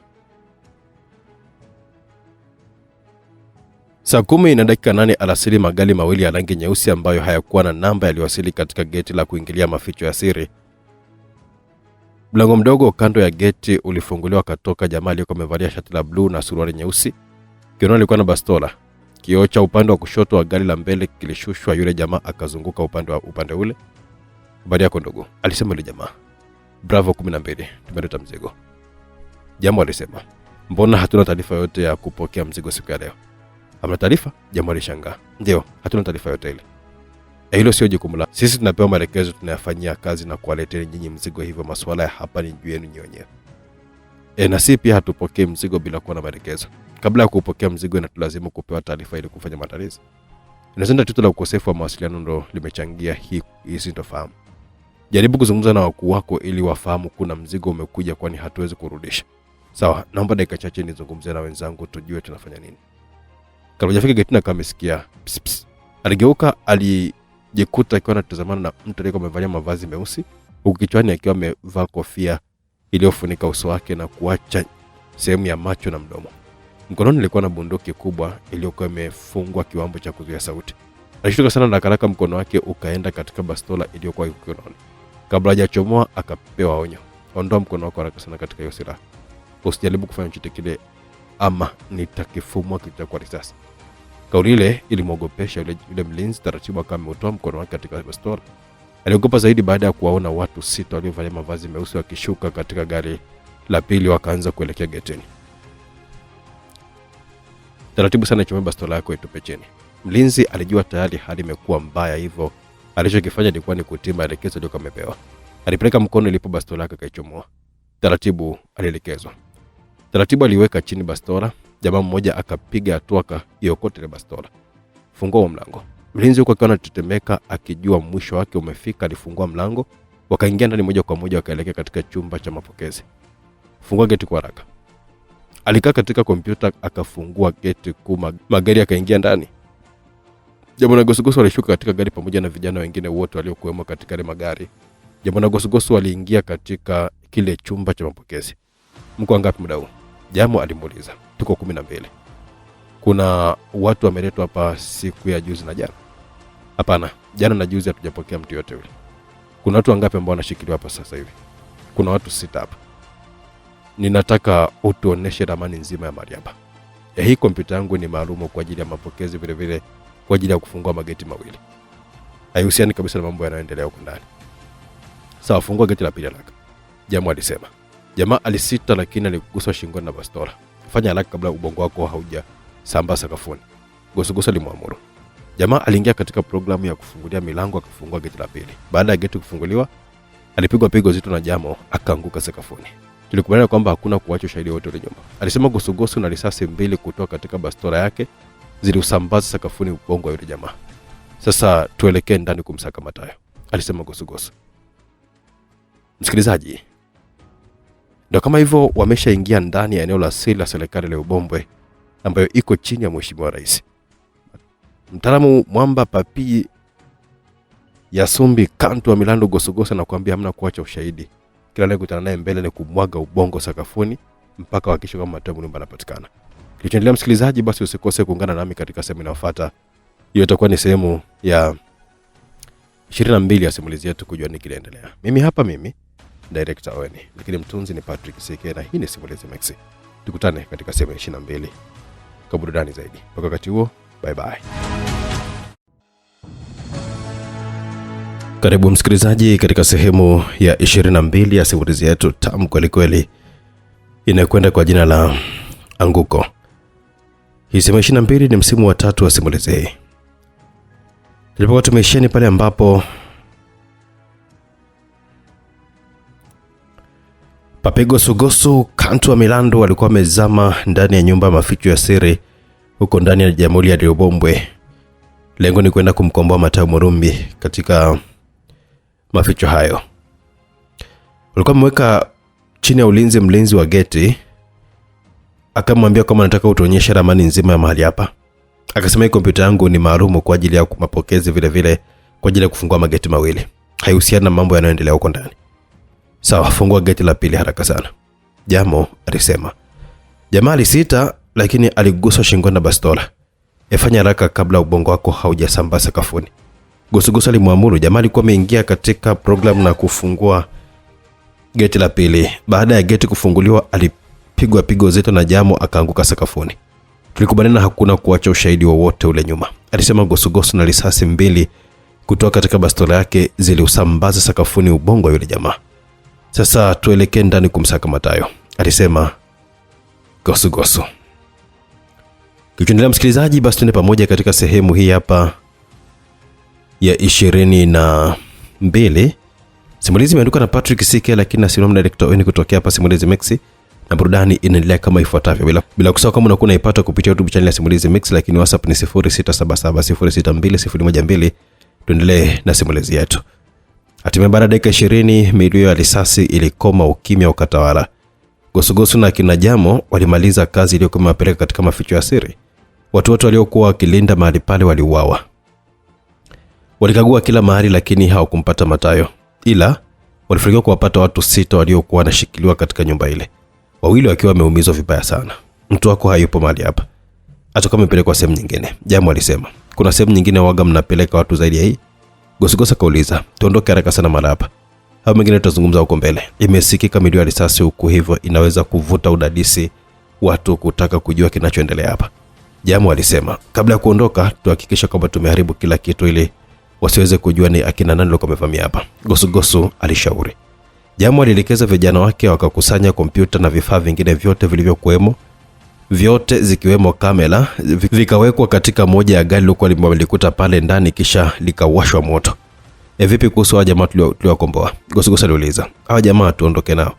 Tutakwenda kuacha huko mbele, watajua wenyewe wanaelekea wapi. Tukiwaacha hapa watakuja kuuawa. Jamo alijibu halafu akaelekeza vijana wake kuwapakia wale jamaa katika gari. Sasa tuondoke. Jamo alimwambia Gosugosu baada ya vijana wote kuingia katika magari. Mageti mawili ya kuingilia ndani yalikuwa wazi, hivyo magari yalitoka kwa kasi kubwa sana.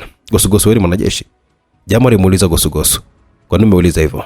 Wale wote waliokuwa wanalinda mahali pale ni wanajeshi, na ndio maana nilikwambia mahali pale hapa ingeleki kirahisi. Mapambano yalikuwa magumu sana kama usingekuwepo.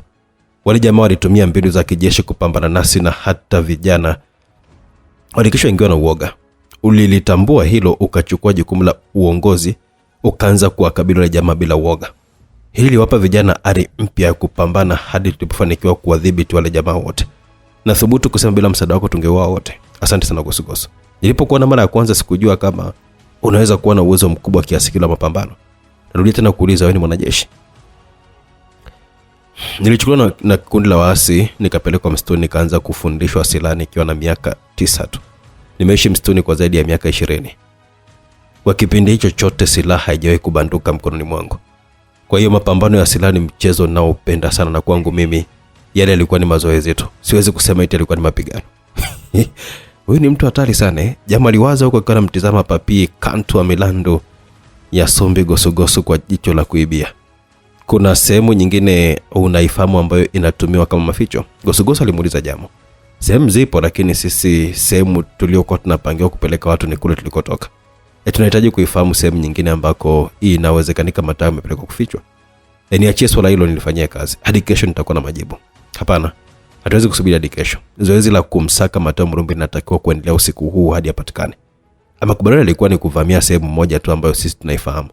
Kama unataka kuendelea na zoezi la kuvamia sehemu nyingine, hayo yatakuwa ni makubaliano mengine, lakini kabla ya kuingia katika makubaliano mengine, tunatakiwa kulipwa malipo yetu ya kazi hii. Malipo mtayapata kama tulivyokubaliana. Msiwe na hofu yote kuhusu fedha. Jambo jingine muhimu, hatuwezi kuendelea uvamizi wa sehemu nyingine usiku huu kwa kuwa hatuzifahamu sehemu hizo ziko wapi. Hivyo tunapaswa kufanya kwanza utafiti kuzijua zilipo na ulinzi uliopo. Sawa, nimekuelewa. Fanya huo utafiti, ikiwezekanika kesho tuendelee na zoezi. Gosugosu alisema, na safari kaendelea kimya kimya. Nina wazo jingine. Gosugosu alisema. Wazo gani? Wale jamaa tuliowakomboa kama tukiwaacha wakarejea majumbani kwao, lazima watafuatwa na kuuawa. Unashauri ni Gosugosu? Tunatakiwa kuwatafutia sehemu salama. Pale katika ile nyumba yenu hamwezi kuwaweka wakakaa kwa muda wakati taratibu za kuwasaidia zaidi zikiendelea? Pale, lakini sio sehemu salama kwao. Nyumba ile tulipewa na serikali kwa ajili ya kupangia mipango yetu, hivyo hatuwezi kuwaweka pale. Watagundulika na itajulikana si ndio tuliokuwa tumevamia yale maficho ya siri. Hakuna sehemu nyingine ambako mnakoweza kuwa na sehemu salama tukawapeleka? Nyumba salama zipo, lakini inahitajika maandalizi kujua wapi ni salama zaidi kwao.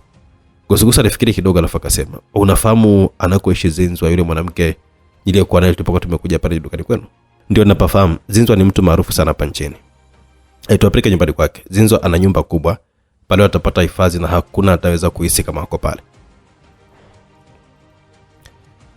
Sawa. Turudi upande wa jasusi wetu mkuu. Ndani ya chumba chenye joto kali, Mateo aliendelea kuteseka kwa kiu kali na njaa. Sifahamu sasa ni saa ngapi, sifahamu sasa hivi ni usiku au ni mchana. Ninahisi kiu kali sana na njaa pia. Toka nilipokunywa ile kahawa na Rais Jonas, hajanipa chakula chochote kile. Hii ni mbinu yao ya kunizofisha. Bila chakula na maji ninaweza kuhimili hata kwa zaidi ya wiki, lakini mazingira haya ya joto kali yanafanya mwili upoteze maji kwa wingi sana. Hata hivyo hataweza kupata kitu chochote kutoka kwangu, Mateo aliwaza. Akiendelea kutafakari, kengele ililia. Alinuka kavaa nguo aliyokuwa amepewa, kaenda kuketi katika kona. Alielekezwa kukaa mara tu kengele inapolia. Vyuma vya mlango vikawa vimeachana, mlango ukawa umefunguka, wakaingia jamaa watano. Alirudishiwa nguo nyingine, akaambiwa avae. Alivaa alafu akaelekezwa kugeukia ukutani. Alifuata maelekezo kama amefungwa pingo, akavalishwa mfuko kichwani, akatolewa nje. Aliingizwa katika gari, wakaondoka. Nahisi kama tunapandisha mlima hivi. Inawezekana tunakwenda kule mahali tulipokuwa tumekwenda jana, Mateo aliwaza akiwa garini. Gari lilopanda lilikuwa linaelekea katika jumba la mapumziko la Rais Jonas. Safari ilikuwa ya kimya kimya hadi pale gari lilipokuwa limesimama. Mateo akashushwa, aliingizwa ndani ya jumba lile, akapelekwa katika chumba cha chakula. Harufu nzuri ya chakula kitamu ilipenya katika pua zake na kusisimua mwili uliokuwa unahisi njaa kali sana. Alifungwa katika kiti chenye pingu, akaachiwa pale akiendelea kuvuta tu harufu ya chakula kile kitamu. Harufu ya chakula kizuri inaniongezea njaa zaidi. Kwa mtu asiye mvumilivu anaweza kukata tamaa kabisa ili aponye njaa. Zilipita dakika zaidi ya 10, akasikia vishindo vya hatua za watu wakiwa wanaelekea mara alipo. Mfungueni kitambaa. Ilisikika sauti ya Rais Jonas.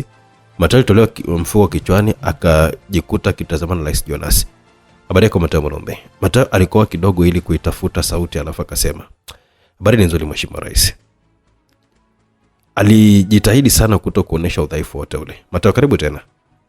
Kama nilivyokuambia jana, hapa ni sehemu yangu ya kupumzika, hivyo kila ninapokuwa nahitaji mapumziko wanakuja hapa. Natumai nawe pia umepumzika vya kutosha, japo unaonekana kama umechoka sana au unahisi njaa. Mateo kujibu, nimeambiwa hujapewa chakula siku ya leo. Jonas na Mateo walitazamana kwa muda, alafu Jonas akasema, sikiliza Mateo, sio lengo langu ufanywe ukatili. Mateso unayoyapitia umeyataka mwenyewe.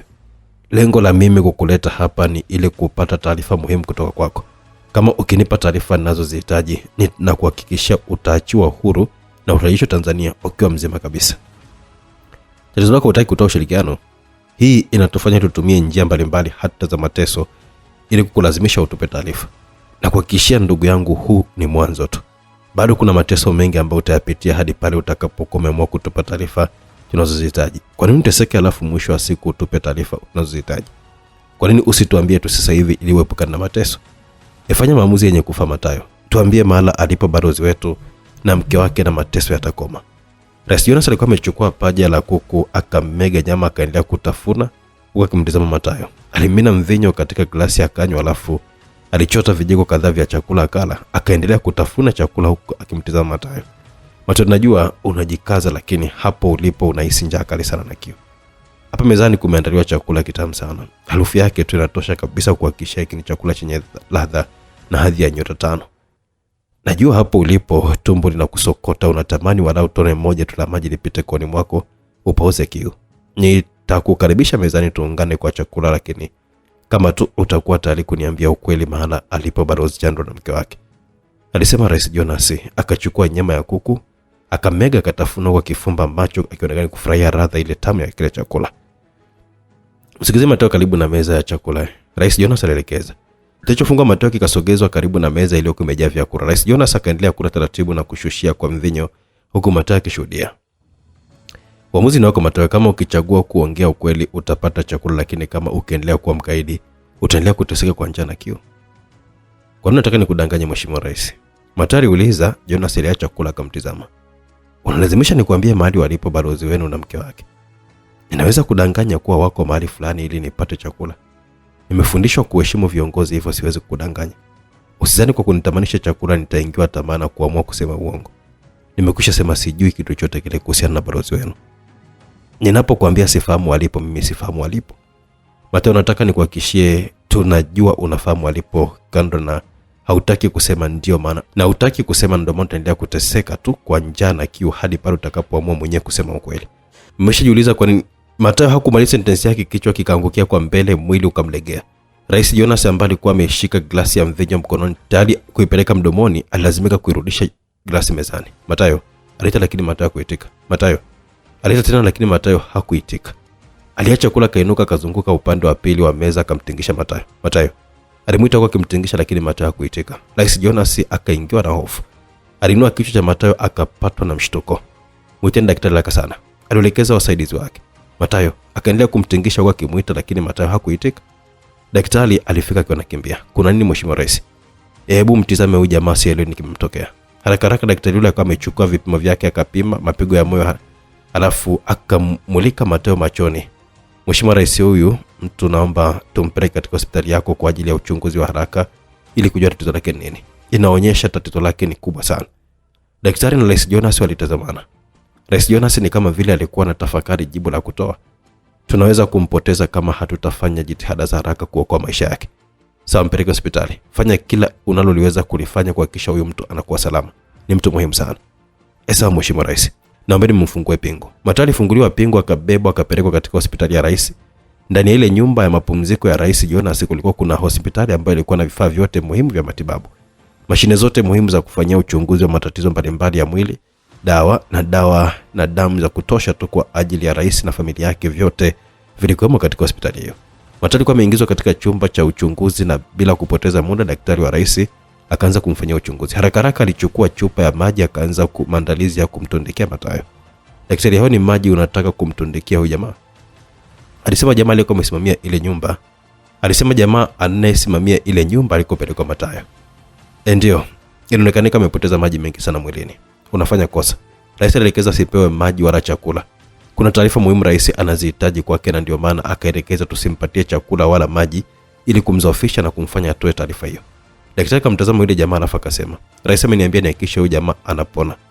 Hiki ninachokifanya hapa ni kwa ajili ya kuokoa maisha yake. Bila kufanya hivyo atakufa na rais ataikosa hiyo taarifa muhimu alionayo huyu jamaa. Ni mtibu apone au ni muache afe na rais akose kila kitu? Daktari akamuuliza yule jamaa. Rais ndiye anayepaswa kufanya maamuzi, ngoja nimfahamishe. Alisema yule jamaa kama ametoka kwa haraka na kwenda kumfahamisha rais. Kuna mambo mengi ya kikatili ambayo yanatendeka katika nchi hii. Rais Jonas ni kiumbe mkatili sana. Anapata faida gani anapomtesa mwanadamu mwenzake kwa njaa na kiu kiasi? Ninajuta kwa daktari wake. Kuna mengi nashuhudia yakifanyika, lakini siwezi kusema chochote kile kwa kuhofia kuuawa pamoja na familia yangu. Watu wanamsifu lakini hawajui ukatili wa rais. Daktari alitolewa mwanzoni baada ya mlango kufunguliwa, akaingia Rais Jonas akiwa ameongozana na mlinzi wake. Ana tatizo gani huyu jamaa? Rais Jonas akamuuliza daktari. Nimegundua na upungufu mkubwa wa maji mwilini. Tunahitaji kumongezea maji Mheshimiwa Rais. Sikiliza daktari, huyu jamaa ana taarifa muhimu sana kwa nchi yetu ambazo tunazihitaji kuzipata, na yeye hayuko tayari kutupa taarifa hizo, na ndio maana tukampitisha katika mateso haya. Tunataka adhoofike kwa kukosa chakula na maji kwa siku kadhaa. Pale atakapokuwa amehisi anataka kukata roho, atakuwa tayari kusema ukweli. Usimwekee hata tone la maji. Mheshimiwa Rais, huyu mtu hali yake ni mbaya. Amepoteza maji mengi mwilini. Kama asipoongezewa maji ya kutosha, anaweza kupoteza maisha, nawe ukakosa taarifa muhimu kutoka kwake. Hata hivyo, nitafanya kile utakachonielekeza kufanya Mheshimiwa Rais. Kama utanielekeza nisimuongezee maji, sitofanya hivyo, japo anaweza kufariki. Rais akatafakari kwa muda alafu akasema, unamwekea maji chupa ngapi? Anahitaji zaidi ya chupa 2 Mheshimiwa Rais. Hapana, mwekee chupa moja tu inatosha. Baada ya kumalizika hiyo chupa moja, atolewe mahali hapa na arudishwe mara anakotakiwa kuwepo. Daktari alifanya kama alivyokuwa ameelekezwa, akamtundikia Matayo chupa moja ya maji. Mimi naondoka, ila wewe utabaki hapa hadi maji uliomtundikia atakapokwisha. Kama hali yake itakuwa inaendelea vizuri, basi ataondolewa hapa mara moja. Kama hali yake haitakuwa nzuri, ataendelea kubaki hapa na utaendelea kumwangalia hadi pale hali yake itakapokuwa sawa. Rais Jonas alimwambia daktari, "Sawa Mheshimiwa Rais." Rais Jonas na walinzi wake walitoka mle chumbani wakamwacha daktari peke yake. Baada ya dakika chache daktari naye alikuwa amefungua mlango, akametoka kaelekea katika chumba cha dawa. Akachukua baadhi ya dawa, akarudi tena katika chumba alimo Matayo. Alifungua mlango akaingia chumbani. Alipopiga hatua 2 alipatwa na mshtuko mkubwa, na dawa alizokuwa amezishika mkononi zikamponyoka, kaanguka. Aligundua kitanda kilikuwa kitupu. Matayo hakuwepo kitandani. Oho. Upande mwingine wa simulizi, tayari kisa kwa ameingia pale magari mawili yaliposimama nje ya geti la nyumba ya Zinzwa. Mlinzi aliyevalia suruali ya blue, shati jeupe na sweta jeusi alitoka ndani. Gosugosu alifungua mlango akashuka baada ya kumkumbuka yule mlinzi ni yule ambaye alikuwa zamu usiku wa jana. Alipofika walisalimiana, alafu Gosugosu akajitambulisha kwamba ni mgeni wa Zinzwa. Mlinzi alimfahamisha Gosugosu kuwa Zinzwa hayupo nyumbani. Gosugosu akamtaka afungue geti, magari akaingia ndani. Wale watu 6 waliokombolewa katika maficho ya asili walishushwa. Gosugosu akawaongoza hadi katika kibaraza cha nyumba. Mtumishi wa ndani aliposikia mungurumo wa gari alijua Zinzwa amerudi, hivyo akafungua mlango ili kumpokea, lakini akakutana na watu asiowafahamu wamekaa kibarazani. Alishtuka lakini alishusha pumzi baada ya kumwona Gosugosu akizungumza na Jamo. Jamo, lifanyie kazi ile jambo nilokuambia. Kesho tutakuja pale dukani kwenu ili kujua kama kuna maficho mengine mmeagundua. Gosugosu alikuwa amemwambia Jamo, harafu wakaagana. Jamo na vijana wake walirudi katika magari wakaondoka. Gosugosu alimfuata yule mtumishi wa Zinzwa akawataka waingize wale wageni sebuleni. Naomba andaa chakula cha kutosha kwa ajili ya watu hawa. Gosugosu alitoa maelekezo. Sawa, alijibu yule mtumishi na kuelekea jikoni kuandaa chakula. Kuna yote kati yenu azungumzi Kiingereza? Gosugosu aliuliza wale jamaa. Wote tunazungumza Kiingereza na Kifaransa, alijibu mmoja wao. Vizuri sana. Mimi nazungumza Kiingereza. Poleni sana kwa yote yaliyotokea. Asante sana, tunashukuru kwa kutukomboa mahali pale. Ninyi na kina nani? Jamaa mwingine aliuliza. Msijali, tutafahamiana. Gosogoso alikwenda jikoni akamkuta yule mtumishi wa ndani akiendelea na maandalizi ya chakula. Unaitwa nani? Naitwa Lucy. Naitwa Gosogoso. Ninaomba unipatie kisanduku cha huduma ya kwanza kama kipo huko ndani. Lucy alifungua kabati la jikoni kama amechukua sanduku la huduma ya kwanza akampatia Gosogoso ambaye alirudi sebleni akawaganga majeraha wale jamaa, kwani baadhi yao walikuwa wameumizwa vibaya. Alipomaliza kuwaganga majeraha yao, alitokea Lucy akawakaribisha chakula. Wakaelekea katika chumba cha chakula kupata chakula. Wakati wakiendelea kupata chakula, Zinzwa aliingia. Alishtuka kukuta chumba cha chakula kikiwa na watu wasiowajua na wengine wakiwa na majeraha. Aliwasalimu alafu akamfuata Lucy akamuuliza kuhusu wale wageni, akajibiwa kwamba walikuja na Gosogoso. Zinzwa alipandwa na hasira akatoka jikoni akaelekea katika chumba cha chakula akamfuata Gosogoso, lakini akakutana na Gosogoso akimfuata. Twende kuzungumza nje tafadhali, alisema Zinzwa. Walitoka nje wakaelekea katika bustani. Gosogoso nataka, alisema Zinzwa akiwa na hasira, lakini Gosogoso akamkatisha. Nafahamu unachotaka kufahamu. Naomba nisikilize kwanza alafu utafanya maamuzi. Na kusikiliza. Gosogoso alimueleza namna jinsi zoezi lilivyokuwa limekwenda na kushindwa kumpata Matayo. Japokuwa tulimkosa Matayo, lakini tulifanikiwa kuwapata wale watu 6 ambao walikuwa hatarini kuuawa. Kama tungewaacha watu wale warejee makwao, basi lazima wangesakwa na kuuawa. Hakukuwa na mahali pa kuwapeleka, na ndio maana nikaamua kuja nao hapa kwako ili wapate hifadhi wakati tunaangalia namna ya kuweza kuwasaidia. Nisamehe kama nimekosea kwa kuwaleta hapa kwako. Sikiliza Gosogoso, hapa ni nyumbani kwangu. Na mimi peke yangu ndio mwenye maamuzi hadi nikifanyike hapa. Ulipaswa kunisubiri mimi nije ili nifanye maamuzi. Vipi kama mmoja wao akifariki hapa kwangu, nitafanya nini mimi? Kumbuka hapa sio Tanzania, hapa ni Ubombwe. Maisha hapa na Tanzania ni tofauti kabisa. Watanzania wana roho nzuri tofauti na sisi huko, alisema Zinzwa kwa ukali. Nimekuelewa Zinzwa, samani kama nimekukwaza. Naomba uwafuate waeleze wewe mwenye waondoke warudi makwao. Mimi niliwahakikishia kwamba watakuwa salama, hivyo siwezi kuwafuata tena na kuambia waondoke. Wewe mwenye nyumba ndiye unayepaswa kuwaeleza waondoke. Zinzwa alifikiri kidogo alafu akasema, kwani ni akina nani wale jamaa? Simfahamu hata mmoja wao. Bado sijazungumza nao kiundani kujua kile kilichowafanya wakapelekwa katika ile nyumba. Hata tukizungumza nao itakuwa ni kupoteza muda wetu bure. Kwa sasa hivi tunatakiwa kujielekeza zaidi katika kumtafuta Matayo Murumbi. Wale jamaa hawataweza kutusaidia chochote kile, Zinzwa alisema. Hata kama wana msaada kwetu, lakini si vibaya kuzungumza nao kuwafahamu, kujua kwa nini walikuwa wamefika mahali pale. Zinzwa alinamisha kichwa akafikiria alafu akasema, sawa, tuzungumze nao ili tuwafahamu vizuri. Baada ya kuwafahamu tutajua namna ya kuweza kuwasaidia. Walirejea ndani wakawakuta wale jamaa tayari wamekwisha maliza kula. Wakaomba waende nje kwa ajili ya mazungumzo. Poleni kwa yote mlioyapitia, alisema Gosogoso. Asante, tunashukuru sana kwa kutuokoa. Hatukuwa na uhakika wa kutoka salama mahali pale. Kabla tuendelee, nataka kuwatambulisha kwa huyu dada hapa, anaitwa Zinzwa. Huyu ndiye mwenye nyumba hii. Karibuni na poleni kwa matatizo, Zinzwa alisema. Naomba mtambue kuwa hapa mko mahali salama kabisa, kwa hiyo msiofu kuhusu salama wenu. Kwa kuwa tayari mko sehemu salama, ni wakati sasa wa kuweza kuwafahamu ninyi ni akina nani na ilikuwaje hadi mkajikuta mko mahali pale. Nitaanza kujitambulisha. Naitwa Papi Gosogoso, raia wa Tanzania mwenye asili ya Jamhuri ya Kidemokrasia ya Kongo. Nimekuja hapa kumtafuta ndugu yangu anayeshikiliwa na serikali ya Libombwe. Hii ndio sababu nilifika pale mahali mlipokuwa mmeshikiliwa, nikijua alikuwepo pale, lakini kwa bahati mbaya hakuwepo mahali pale. Sijakata tamaa, nitaendelea kumsaka katika sehemu nyingine hadi nihakikishe nimempata. Ninyi ni akina nani? Gosogoso kauliza. Tumefurahi kukufahamu bwana Gosogoso. Kwa mara nyingine na kwa niaba ya wenzangu ninakushukuru wewe na wenzako kwa kutukomboa. Kwetu huu ni muujiza, hatukutegemea kabisa kama tungetoka salama mahali pale. Ninyi ni akina nani na mlifikaje pale? Gosogoso kauliza tena. Sisi tunatokea nchi jirani ya Bokwasinda. Sisi wote tunafanya kazi katika shirika la jasusi la Bokwasinda. Tulikamatwa tukaletwa hapa kwa ajili ya kuhojiwa kutokana na jambo tulilowahi kulifanya. Mimi na wenzangu tulitumwa na serikali yetu kumsaidia kutoroka jasusi mmoja wa Ubombwe anaitwa Joe, baada ya kugundua mpango wa kutaka kumuua. Jasusi alikuwa anataka kuuawa baada ya kuvujisha siri za mipango ya serikali ya Ubombwe nchini Bokwasinda.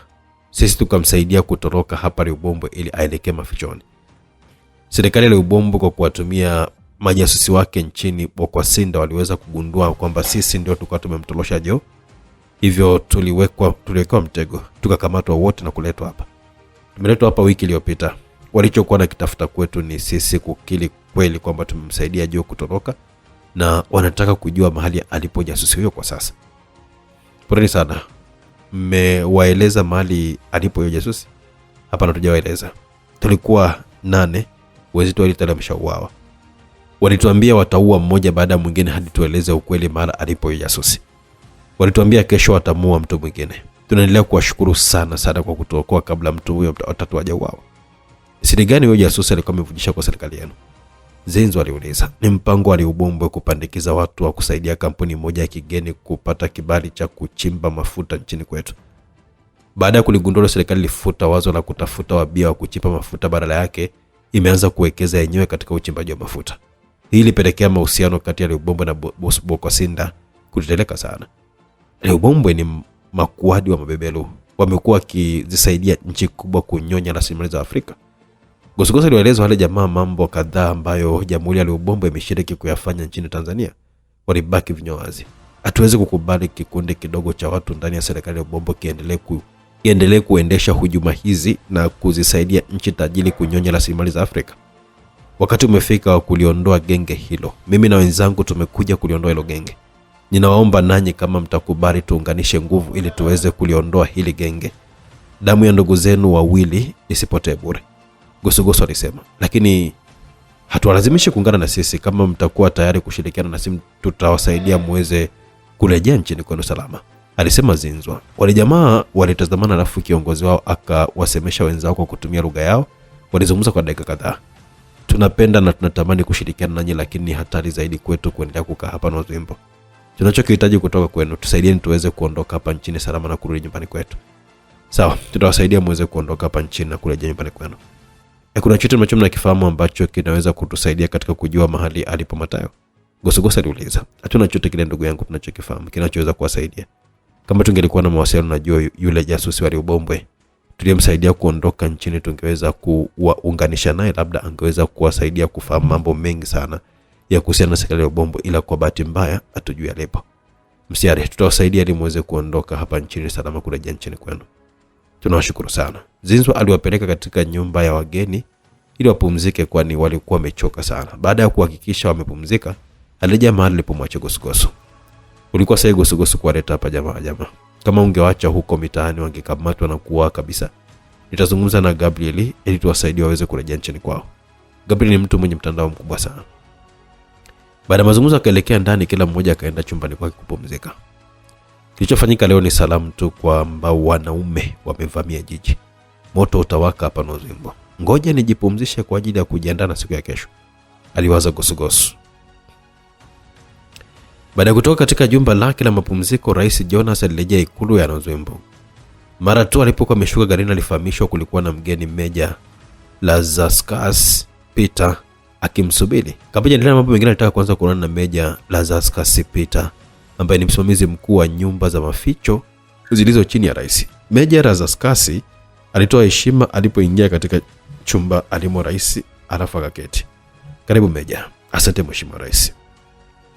Taarifa gani umeniletea usiku? Mheshimiwa Rais, kuna jambo limetokea jioni ya leo katika nyumba nambari 7. Nini kimetokea namba 7? Yamefanyika mauaji. Mauaji? Ndio. Nani tuliweka namba 7? Tuliweka wale majasusi 8 wa Bokwasinda waliomsaidia Joe kutoroka. Wawili tayari wamekwisha uawa, hivyo walibakia 6. Sawa, nani kauawa hapo namba 7 na tukio limetokeaje? Hadi sasa hivi hatujui nini kimetokea Mheshimiwa Rais, ila wafanyakazi wote wa namba 7 waliokuwa kwa zamu ya mchana wameuawa na wale majasusi wa Bokwasinda wote wametoroka. Rais Jonas alimtazama Meja Lazarus kwa mshangao. Meja, tafadhali naomba jibu, nani ambaye kafanya mauaji hayo? Bado hatujui nani ambaye amefanya mauaji hayo Mheshimiwa Rais. Nini mmekipata kuhusiana na mauaji hayo? Mheshimiwa Rais, kuna mambo mawili. Kwanza, inawezekana waliofanya mauaji yale ni watu kutoka nje waliovamia kwa lengo la kuwakomboa wale majasusi wa Bokwasinda. Pili, inawezekana wale majasusi tuliokuwa tunawashikilia pale walifanikiwa kupata nafasi wakafanya mauaji yale na kutoroka. Hoja kwamba wale majasusi walipata silaha na wakafanya mauaji kisha kutoroka na ikataa kabisa. Kwani hawakuwa katika uangalizi? Walikuwa katika uangalizi mkali sana. Kama walikuwa katika uangalizi, basi sio rahisi kufanya hilo tukio na kutoroka. Kuna kamera pale namba 7. Amjafuatilia kujua nini kilitokea na nani aliyefanya mauaji yale? Baada ya kufanya mauaji, vifaa vyote vilitolewa vikawekwa katika magari, vikachomwa moto. Kwa hiyo hakuna kumbukumbu yoyote ya kutusaidia kujua nani waliovamia pale na kufanya mauaji. Hakuna mfanyakazi hata mmoja aliyesalimika ili atusaidie kujua nini kilitokea. Hakuna Mheshimiwa Rais. Wote waliokuwa wakati wa uvamizi huo wameuawa. Ulipataje taarifa za tukio hilo? Ilifuatwa na mkuu wa zamu wa usiku akanijulisha kilichotokea. Anadai na vijana wake walipofika mahali hapo kwa ajili ya kuwatoa wenzao walioingia asubuhi, ndipo walipokutana na tukio hilo. Nilikwenda mara moja mahali hapo kushuhudia kilichotokea. Nilipotoka hapo ndipo nikaja hapa moja kwa moja ili kupata taarifa. Hili tukio limenishtua sana, alisema Rais Jonas na kuinamisha kichwa kazama katika tafakuri. Meja, katika swala hili zima kuna watu wetu ambao wamehusika. Mahali pale ni pasiri sana, hivyo kama ni watu wa nje ndio waliofanya tukio hilo, lazima tu wamepata msaada kutoka kwa watu wa ndani. Kuna usaliti umefanyika. Nataka uchunguzi mkali ufanyike ili tujue nani ambao waliofanya tukio hilo. Nataka wale wote waliotakiwa kuingia zamu ya usiku wachukuliwe, wawekwe ndani na waseme ukweli. Mheshimiwa Rais, kama tukio limetokea jioni ya leo, ninaamini wale majasusi bado wako hapa nchini. Nitatoa maelekezo kwa polisi ufanyike msako mkubwa kuhakikisha wanapatikana. Vile ulinzi utaimarishwa mipakani kuhakikisha hawavuki mpaka kurudi kwao. Tukiwapata hao ndio watakao tusaidia kufahamu kitu gani kilichotokea. Mheshimiwa Rais. Ulipita na ukimya, alafu Rais akasema, nashawishika kuamini Bokwasinda wana mkono wao katika hili jambo. Lazima watakuwa na watu ambao wanawapa taarifa mbalimbali, na ndio maana walifanikiwa hadi kumtorosha Joe. Nataka uchunguzi wa kina ufanyike kwa watu wetu ili tuwafahamu vizuri na kujua wale wanaoshirikiana na serikali ya Bokwasinda. Tunao watu wetu nchini Bokwasinda. Tutawatumia hao pia kuweza kujua kama ni wao wanahusika na hili tukio la kuua watu wetu. Swala hili ni kubwa sana, hivyo lazima lishughulikiwe kwa umakini wa hali ya juu sana. Rais Jonas alimpa Meja Lazarus maelekezo kadhaa, alafu akaagana. Na hakika 100% lazima Bokwasinda wanahusika katika tukio la namba 7. Ili kuwakomboa watu wao. Wamevuka mstari, siwezi kuendelea kuwavumilia. Kwanza walisaidia kumtorosha Joe jasusi aliyeuza siri zetu nyingi sana. Sasa wameingia na kuua watu wetu. Ili siwezi kulivumilia. Ngoja ufanyike uchunguzi, na ikibainika kwamba wanahusika katika tukio la mauaji, nitalipiza kisasi kibaya sana. Basi bwana, gari binafsi la Jenerali Maseru Wasero, mkuu wa majeshi ya nchi ya Liobombwe, liwasili katika makazi ya makamu wa rais mstaafu Profesa Lazarus Arakwina. Ulikuwa ni ugeni usiokuwa na miadi, lakini walinzi walipogundua mgeni yule ni mkuu wa majeshi walimruhusu kuingia. Mmoja kati ya walinzi alikwenda katika mlango mkuu wa kuingilia katika jumba la makamu wa rais, akagonga mlango. Ulipofunguliwa akatoa taarifa kwamba mkuu wa majeshi ya ulinzi Liobombwe alikuwa amemtembelea makamu wa rais mstaafu. Jenerali Maseru alikaribishwa sebuleni ambako alimkuta Profesa Lazarus akiwa amejipumzisha na familia yake wakitazama filamu. Walisalimiana kwa furaha, alafu Profesa Lazarus akamchukua Jenerali Maseru hadi katika sebule maalum ambayo hukutana na viongozi muhimu. Mke wa Profesa Lazarus alifika akasalimiana na mkuu wa majeshi, alafu akawahudumia vinywaji na kutoka akawaachia viongozi wale nafasi wazungumze. Asante sana Mheshimiwa Makamu wa Rais kwa kuja usiku bila taarifa. Yote ni kusababishwa na ukosefu wa mawasiliano. Kama kungelikuwa na mawasiliano, ingelikuwa ni rahisi kukupigia simu na kukujulisha kwamba nakuja kukutembelea. Usije Jenerali Maseru, karibu sana. Vipi, mnaendeleaje na majukumu ya ulinzi wa nchi? Tunaendelea vizuri na nchi iko salama. Pamoja na nchi kuwa salama, lakini mimi ni mmoja kati ya wanaojiuliza maswali, nini kinaendelea hapa nchini? Kila kitu nchini kimesimama na papo hapo tunaona wanajeshi mtaani. Kuna nini ambacho kinaendelea Jenerali Maseru hapa nchini? Kuna mambo makubwa sana yanaendelea hapa nchini ambayo ndio yaliyopelekea tunapitia haya tunayopitia sasa hivi, na kicho nileta hapa kwako ni kuhusiana na haya mambo yanayoendelea hapa nchini. Nini kinaendelea Jenerali Maseru? Nijuze tafadhali. Jenerali Maseru alimuelezea Profesa Lazarus kila kitu alichoambiwa na Rais Justin Wasilausi. Kwa hiyo Mheshimiwa Makamu wa Rais, kilichosababisha tunapitia hali hapa nchini ni hizo programu za siri zilizokuwa zimepandikizwa katika mifumo ya Tanzania ili kuisimamisha Tanzania siku moja, lakini imekuwa kinyume chake, badala yake tumesimamishwa sisi. Sikiliza Jenerali Maseru, hili jambo ninalifahamu na ni moja kati ya mambo yaliyosababisha nikaamua kujiuzuru nafasi ya kuwa Makamu wa Rais. Hayo yote ulioniambia ninayafahamu. Kuna mengi nilishirikishwa na mengine sikushirikishwa kwa sababu nilionekanika kama ni mtu ninayepinga sana baadhi ya mambo yasifanyike. Kwa kuwa Rais Jonas ni mtu asiyependa kukosolewa au kurekebishwa, alielekeza nisishirikishwe katika baadhi ya mambo. Japokuwa sikuwa ninashirikishwa katika baadhi ya mambo, lakini niliyafahamu, na moja kati ya jambo ambalo sikushirikishwa lakini nilifahamu ni hilo la kupandikiza programu za siri katika mifumo ya Tanzania. Nakumbuka baada ya kulifahamu jambo hilo, nilimfuata Mheshimiwa Rais nikamweleza athari za jambo hilo. Alifokea sana na kunionya nisiingilie mambo yasiyonihusu. Jambo lile lilizoofisha mahusiano yetu. Baada ya kutafakari, nikaamua kujiuzuru nafasi yangu ya makamu wa rais. Kabla ya kukubaliana na ombi langu la kujiuzuru, rais alisitiza kufunga mdomo wangu nisisubutu kusema chochote kile kuhusiana na yale yote ninayofahamu. Nilimhakikishia kwamba ninataka kuishi maisha ya amani, hivyo sintofungua mdomo wangu kusema chochote kile. Hii ndio maana baada ya kutoka katika nafasi ya makamu wa rais sijawahi kuzungumza kitu chochote kile kuhusiana na serikali. Nimekuwa mwangalifu sana. Kwa hiyo jenerali, haya mambo ni makubwa na hapa yalipofikia sio pazuri, alisema Profesa Lazarus. Mapema asubuhi ya leo niliitwa katika ubalozi wa Selausi hapa nchini. Rais Justin alihitaji kuzungumza na mimi.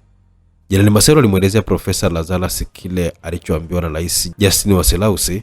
Profesa macho ya mshangao alimtoka. Alishtushwa mno sana na kile alichoambiwa. Jenerali Masero, umeniogopesha sana.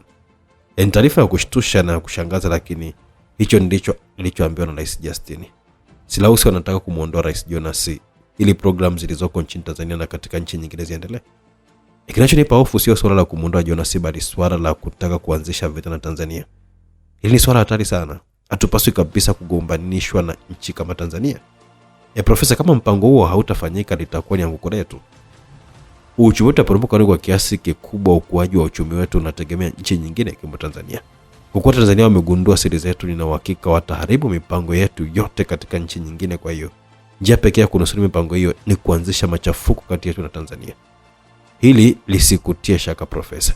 Rais Justin ameahidi kutupatia silaha za kisasa ambazo hata Tanzania hawana. Tutapewa pia mifumo imara ya ulinzi wa anga. Kwa ufupi, Tanzania hawatakuwa wanapigana na sisi, bali itakuwa ni vita kati ya Tanzania na Selausi. Ukiuliza nani atashinda katika vita hiyo, hata ndege mwito wanajua kabisa Tanzania itashindwa.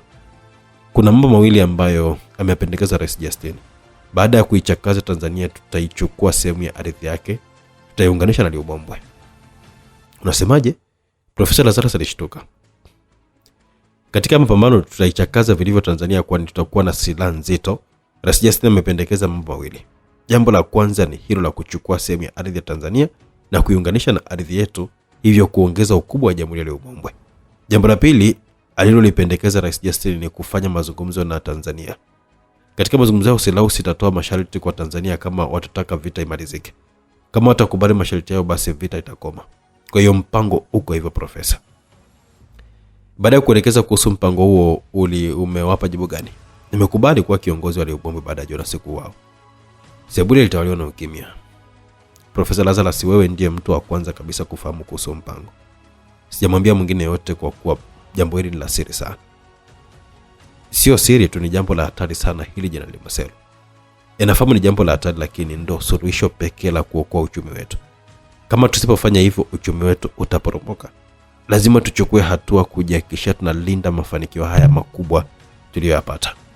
Naomba nikushauri kitu Jenerali Masero, ila ninakuomba usinichukie kama Jonas. Napenda kushauriwa na kukosolewa pia pale ninapokuwa nimekosea. Selausi wanatutumia sisi katika kufanikisha mipango yao ya kupata rasilimali muhimu kwa njia rahisi. Hawa jamaa wapo kwa ajili ya maslahi yao. Usione wanatupa misaada, mikopo na kutujengea miundombinu tukidhani kwamba ni marafiki wa kweli. Ni watu wabaya na hatari sana. Wanatupenda pale unapokuwa na umuhimu kwao, lakini pale unapoonekanika mzigo kwao, basi unapoteza thamani na wanakuondoa haraka sana, kama wanavyotaka kumfanya Jonas. Alikuwa rafiki yao mkubwa sana. Amewasaidia kufanikisha mambo mengi sana, lakini kwa sasa hivi baada ya mambo kuharibika, ameonekanika mzigo, anataka kumua. Hata wewe pale utakapochukua madaraka utakuwa rafiki yao mkubwa. Watakupenda, watakupa nguvu na kukupamba kwa kila sifa, ila pale watakapokuchoka, hiyo ndio kanuni ya hawa jamaa. Hana rafiki wa kudumu. Unakuwa rafiki yao pale unapokuwa na umuhimu kwao. Nimeona nikupe ushauri huu ili ufanye tafakari. Nashukuru kwa ushauri Profesa Lazarus. Ila mimi nimebakiwa na miaka michache ya kufanya kazi kabla ya kustaafu. Hata kama nikishika madaraka basi itakuwa ni kwa muda mfupi tu, alafu nitakabidhi madaraka kwa watu wengine ili nipumzike. Hapo najidanganya Jenerali Maselo. Mara utakapokalia kiti cha urais hutatamani kutoka, na hao wakubwa wataendelea kukutaka ubaki madarakani. Profesa, tayari nimekwisha toa jibu la kukubaliana na huu mpango, na ninachosubiri sasa hivi ni kupewa maelekezo zaidi na mpango utakavyokuwa. Wakati nikisubiria maelekezo zaidi, nimekuja kwako kukufahamisha kwamba nimekuchagua wewe uwe makamu wa rais wa serikali yangu. Nimekuchagua wewe kwa kuwa ni mwanasiasa mzoefu. Umeshika nafasi mbalimbali za uongozi ndani ya serikali hadi ukafikia kuwa makamu wa rais. Una uzoefu mkubwa wa kuongoza. Mimi mwanajeshi, hivyo ninahitaji kupata msaidizi ambaye ni mwanasiasa mzoefu atakao kunisaidia katika jukumu la kuongoza nchi. Baada ya kuchekecha watu wote, nimeona wewe utafaa sana katika nafasi hiyo ya makamu wa rais. Kwa hiyo nimekuja usiku kukupa hii taarifa. Kwa mara nyingine sebule ilitanda ukimya. Profesa Lazarus alikuwa amehisi joto la ghafla kwa kile alichoambiwa na Jenerali Maselo, hivyo kabla ya kujibu chote aliamua kukaa kimya kwanza apate nafasi ya kutafakari. Jipita dakika 3 za ukimya, alafu Profesa Lazarus akasema, Jenerali Maselo, ninakushukuru sana kwa kuniona nafaa kukusaidia katika nafasi ya makamu wa rais. Kuhusu jibu kwamba naipokea nafasi hiyo, hapana, siwezi kulitoa kwa sasa. Hebu naomba unipe muda wa kulitafakari kwa kina. Hata mimi sitaki unipe jibu la haraka. Nataka upate muda wa kutosha kufanya tafakari ya kina. Baada ya tafakari ndipo unipe jibu. Nitafanya hivyo, nitakupa jibu hivi karibuni. Kwani mpango huo umepangwa kutekelezwa lini? Asijaambiwa utatekelezwa lini. Nasubiri kupewa maelekezo zaidi, lakini naamini utatekelezwa hivi karibuni kabla Tanzania haijachukua hatua zaidi. Sawa, niachie usiku wa leo nitafakari, alafu tuone kesho jioni muda kama huu. Nina hakika tayari nitakuwa na jibu. Nashukuru sana Profesa Lazarus, nitakuja kesho muda kama huu. Kitu ninachokuomba, jambo hili asilifahamu mtu mwingine yote yule. Hata mke asifahamu chochote kile. Ni jambo la siri sana. Ninafahamu unyeto wa jambo hili, hivyo siwezi kwa namna yoyote kumweleza mtu, itabaki kwa siri yangu. Maongezi kati ya Jenerali Maselo, mkuu wa majeshi ya ulinzi Leubombwe, na makamu wa rais mstaafu Profesa Lazarus yalimalizika. Profesa Lazarus alimsindikiza Jenerali Maselo hadi katika gari lake, wakaagana akaondoka. Viongozi wetu wanapaswa kuwa makini sana wanaposhikana na viongozi wa mataifa tajiri. Hawa mataifa jana wanajali viongozi wetu na kuwaona wa thamani pale tunapokuwa yanasaidia mataifa hayo kufanikisha mipango yao ya kupata rasilimali za Afrika. Pale wanapokuwa wamekuchoka na kukuona huna msaada tena, kwa wanakuondoa madarakani au wanakuua. Kinachotaka kufanyika kwa Jonas ni mfano halisi wa mwisho wa ushirika na hawa wakubwa.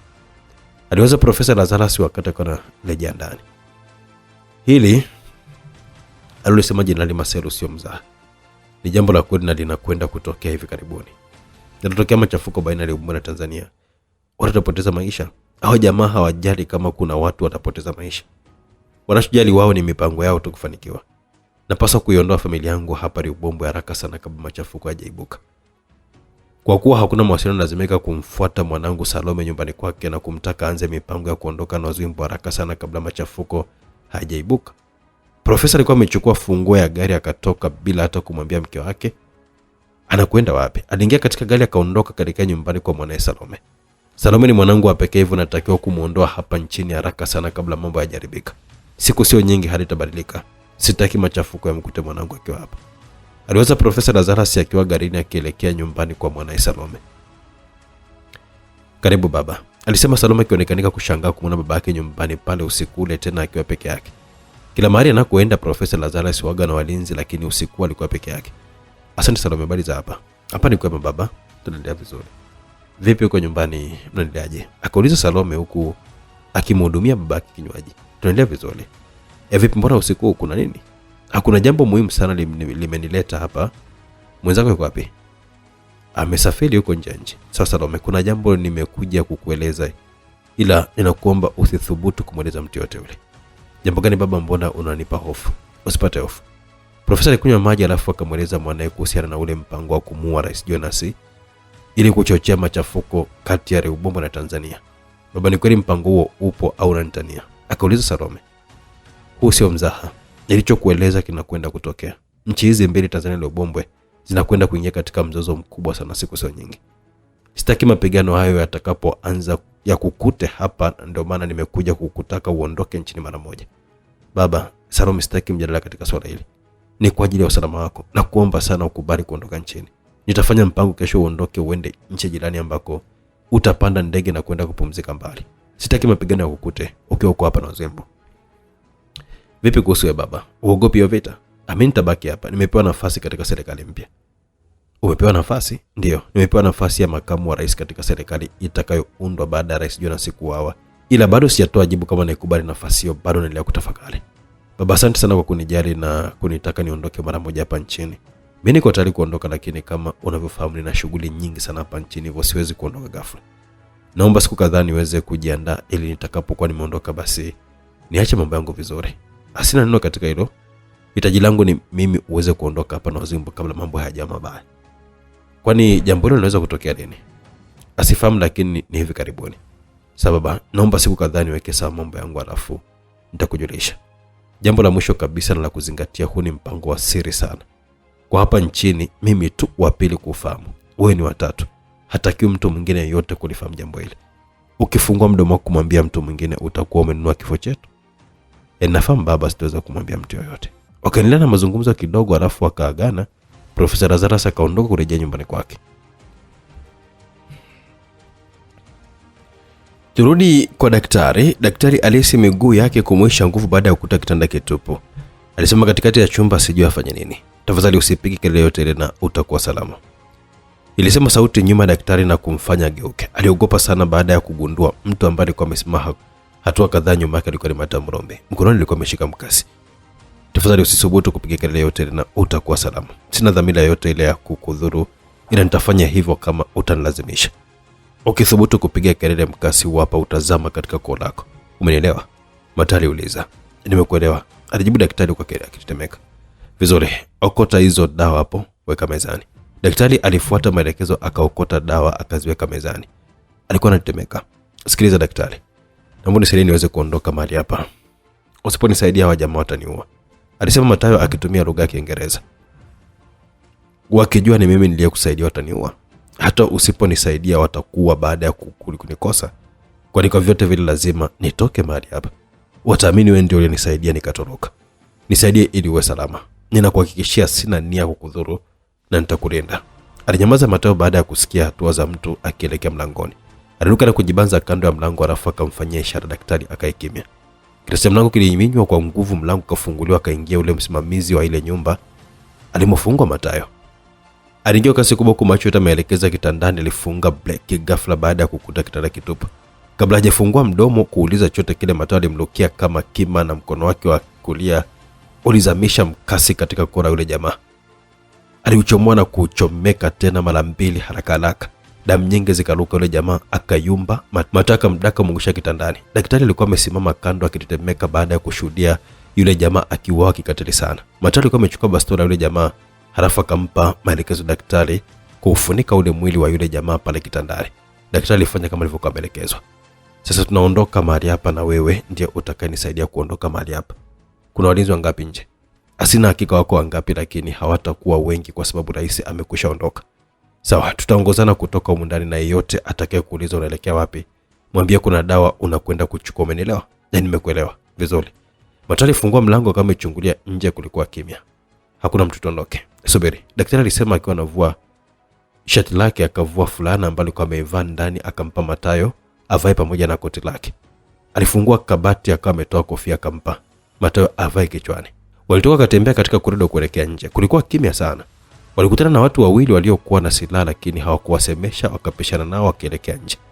Kwa tahadhari kubwa wakaelekea katika maegesho ya magari ilipokuwa gari la daktari. Waliingia katika gari la daktari, akawasha gari wakaondoka. Magari yote ambayo huambatana na msafara wa Rais Jonas yaliwekwa kifaa maalum ambacho kiliweza kungamuliwa na mfumo wa ulinzi wa nyumba zote za rais.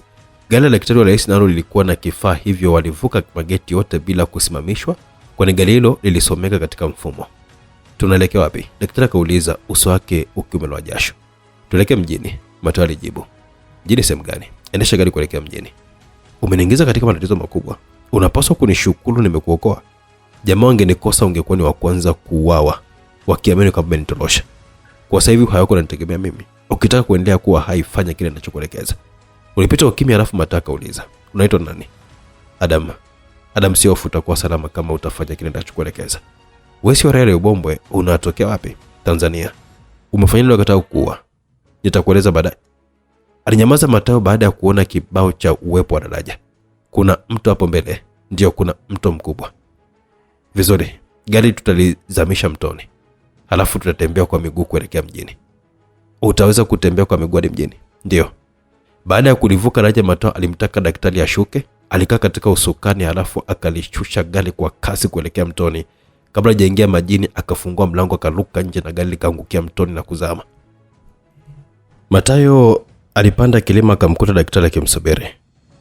Tulianza safari, alisema Mathayo kwa bastola ikiwa iko mkononi tayari kukabiliana na chochote kile.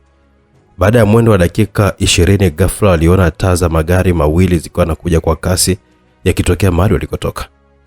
Tujifiche katika kichaka tusionekane, alisema Mathayo. Waliingia katika kichaka wakajificha. Magari yalivyokuwa yanazidi kukaribia mahali walikuwa wamejificha, kina Mathayo yalipunguza mwendo na mwisho yakasimama karibu na mahali walipokuwa wamejificha kina Mathayo. Watu 4 wakiwa na bunduki walishuka katika magari yale. Wako hapa karibu, alisema jamaa mmoja. Daktari alitetemeka mwili. Tukimbie, wakitukuta tatuua, Daktari Adam alimwambia Mathayo kwa kunong'ona. Tulia, usiogope. Ngoja tu angalia wanachotaka ukifanya, Mathayo alimwambia. Wanatafuta sisi. Dr. Adam alizidi kuingiwa na hofu. Usiogope, tulia, alisema Mathayo, huku jicho lake kali likiendelea kuwafuatilia wale jamaa. Mmoja wa wale jamaa alikuwa na kifaa mithili ya simu amekishika mkononi. Aliwaita wenzake wakamsogelea na wote wakawa wametazama kile kifaa. Inaonyesha wako maeneo ya hapa karibu, tunatakiwa kuwatafuta kwa tahadhari kubwa sana kwani wana silaha, alisema mmoja wa wale jamaa. Una kifaa chochote mwilini mwako ambacho hawa jamaa wanakifuatilia na kujua tuko maeneo haya? Mathayo alimuuliza Dr. Adam. Nina saa. Watu wote walio karibu na rais tunavaa saa maalum ambazo zinatuonyesha mahali tulipo. Nadhani wanaifuatilia hiyo na ndio maana wanajua tuko hapa. Kwa haraka Mathayo akavua saa mkononi mwa Dr. Adam. Baki hapa, usiende kokote kule, Mathayo alimwambia Dr. Adam. Alitoka na kuanza kukimbia. Wanakimbia, alisema jamaa ambaye alikuwa ameshika kile kifaa mithili ya simu. Tuwawahi kabla hawajapotelea vichakani, alisema jamaa mwingine.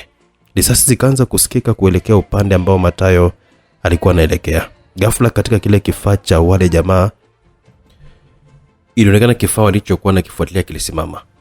Haikuwa kinajongea tena. Inawezekana wamejeruhiwa kwa risasi. Hebu tufanye ukaguzi kwa tahadhari kubwa sana. Tochi ziliwashwa, wakaanza kutembea kwa tahadhari kufuata uelekeo kilipo kifaa walichokuwa nakifuatilia. Ghafla kilitokea kitu ambacho hawakukitarajia. Mathayo Mulumbe aliibuka kutoka kichakani na kuvurumisha risasi kutoka katika bastola aliyokuwa nayo. Ilikuwa ni shambulio ghafla sana. Wakati wakitembea kufuata saa huku wakimulika kwa kurunzi, hawakujua kama Mathayo alikuwa amejificha katika moja ya kichaka akiwafuatilia watu wale. 4 walianguka chini bila kelele. Mathayo subiri kwa muda kidogo kama kuna mwingine yote ule atakayetokea, lakini hakuna aliyetokea. Kwa tahadhari kubwa alitoka mahali alipokuwa amejificha, akaangaza kila upande, halafu aliokota kurunzi akawamulika wale jamaa waliokuwa wameilalia ardhi. Hakuna hata mmoja ambaye alikuwa na uhai. Walipigwa risasi kwa shabaha ya hali ya juu sana vichwani mwao. Mathayo alimfuata Dr. Adam na kumkuta bado akiwa amejificha katika kichaka akitetemeka kwa hofu. Niliposikia milio ya risasi nikajua wamekuwa, alisema Dr. Adam huku sauti yake ikitetemeka. Sio rahisi kiasi hicho, nyanyuka nifuate. Mathayo alimuongoza Dr. Adam wakaelekea mahali ilipokuwa ile miili ya wale jamaa 4. Unawafahamu hawa? Alimuuliza huku akiwamulika kwa kurunzi. Dr. Adam alizidi kuingiwa na hofu baada ya kuitazama ile miili. Watazame vizuri, unajua. Huyu mmoja namfahamu. Ni mwangalizi wa ile nyumba ya mapumziko ya rais. Hao wengine 3 siwajui. Hawa 3 ninawakumbuka, wapo pamoja na yule niliyemuua kule katika nyumba ya rais. Walinitoa mahali walipokuwa wamenificha wakanileta katika nyumba ya rais. Nadhani wanafanya kazi katika ile nyumba ya mawe nilimokuwa nimefungwa. Ile jambo linazidi kuwa kubwa ndugu yangu. Tunaifanyaje email? Aliuliza Dr. Adam. Alikuwa anatemeka mwili, haikujulikanika ni baridi au ni uoga. Miili yote tunakwenda kuitupa mtoni pamoja na gari lao. Nisubiri hapa, alisema Mathayo, lakini Dr. Adam aligoma kubaki peke yake kichakani, akamfuata Mathayo nyuma. Walikwenda hadi katika gari lao wale jamaa. Hakukuwa na mtu mwingine. Mathayo alivua koti na fulana, alafu akamerejea kichakani, akaanza kubeba ile miili ya wale jamaa aliowaua. Dr. Adam alistaajabu kwani aliambiwa Mathayo hakuwa amepewa chakula wala maji toka jana, lakini alikuwa na nguvu kama mtu aliyetoka kupata mlo. Matayo alihakikisha miili yote imeingia katika gari pamoja na vifaa vyao vyote, ikiwemo ile saa ya Dr. Adam. Tunarudi mtoni ili gari na miili yote ya hawa jamaa inakwenda kuzamishwa majini. Matayo alimwambia Dr. Adam. Alikaa katika usukani, gari likageuzwa, safari ya kurejea mtoni kaanza. Walipokaribia mto, alimtaka Dr. Adam ashuke ajifiche katika jiwe na amsubiri hapo. Gari lishuka kilima kwa kasi kuelekea mtoni. Lilipokuwa limekaribia mto, Matayo akaruka na gari likaangukia mtoni. Alipata mikwaruzo sehemu mbalimbali za mwili wake kutokana na kurukia katika kichaka. Alihakikisha gari limezama majini, akapanda kilima akamfuata Dr. Adam mara alipomwacha. Tunaendelea na safari.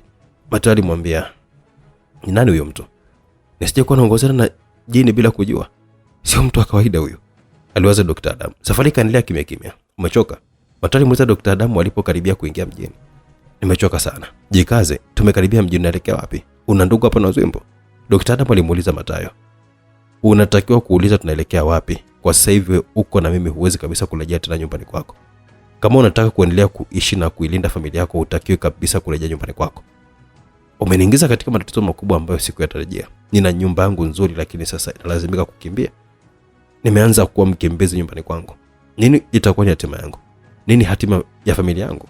Dr. Adam aliuliza. "Jambo muhimu kwa sasa hivi ni kuhakikisha tunafika sehemu salama. Tunaelekea Singwalia, mtaa namba 42, nyumba namba 202. Tunafikaje hapo?" "Tunahitaji kupata taksi." Sina fedha yote, wewe una fedha yote hapo?" Dr. Adam alifungua pochi yake akatazama, alikuwa na fedha.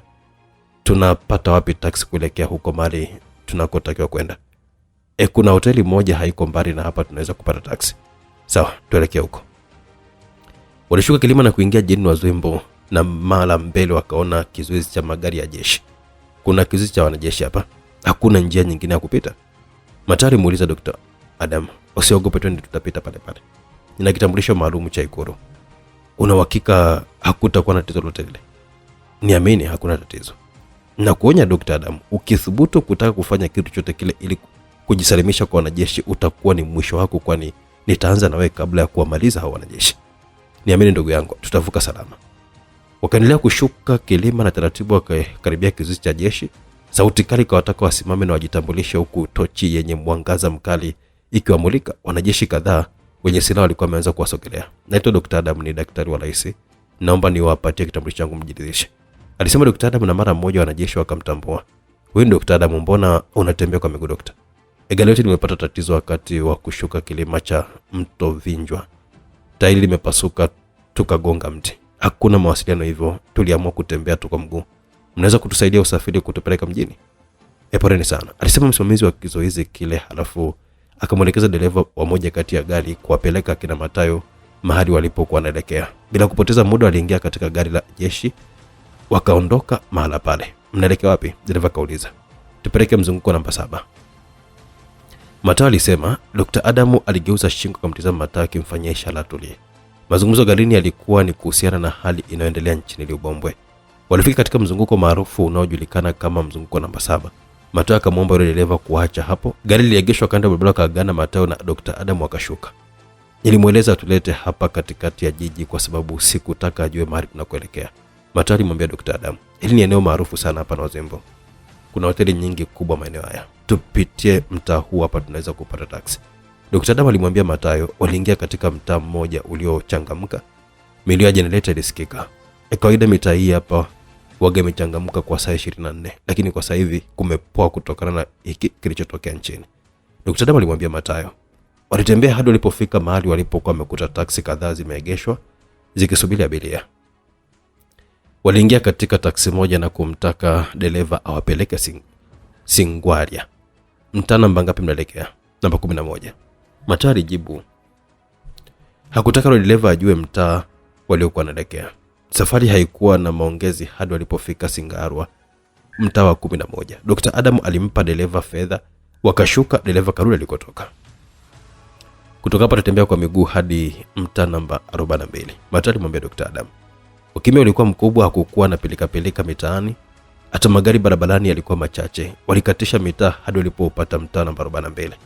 "Sasa tuitafute nyumba namba 202. "Nani anaishi hapo?" Dr. Adamu aliuliza. "Rafiki yangu.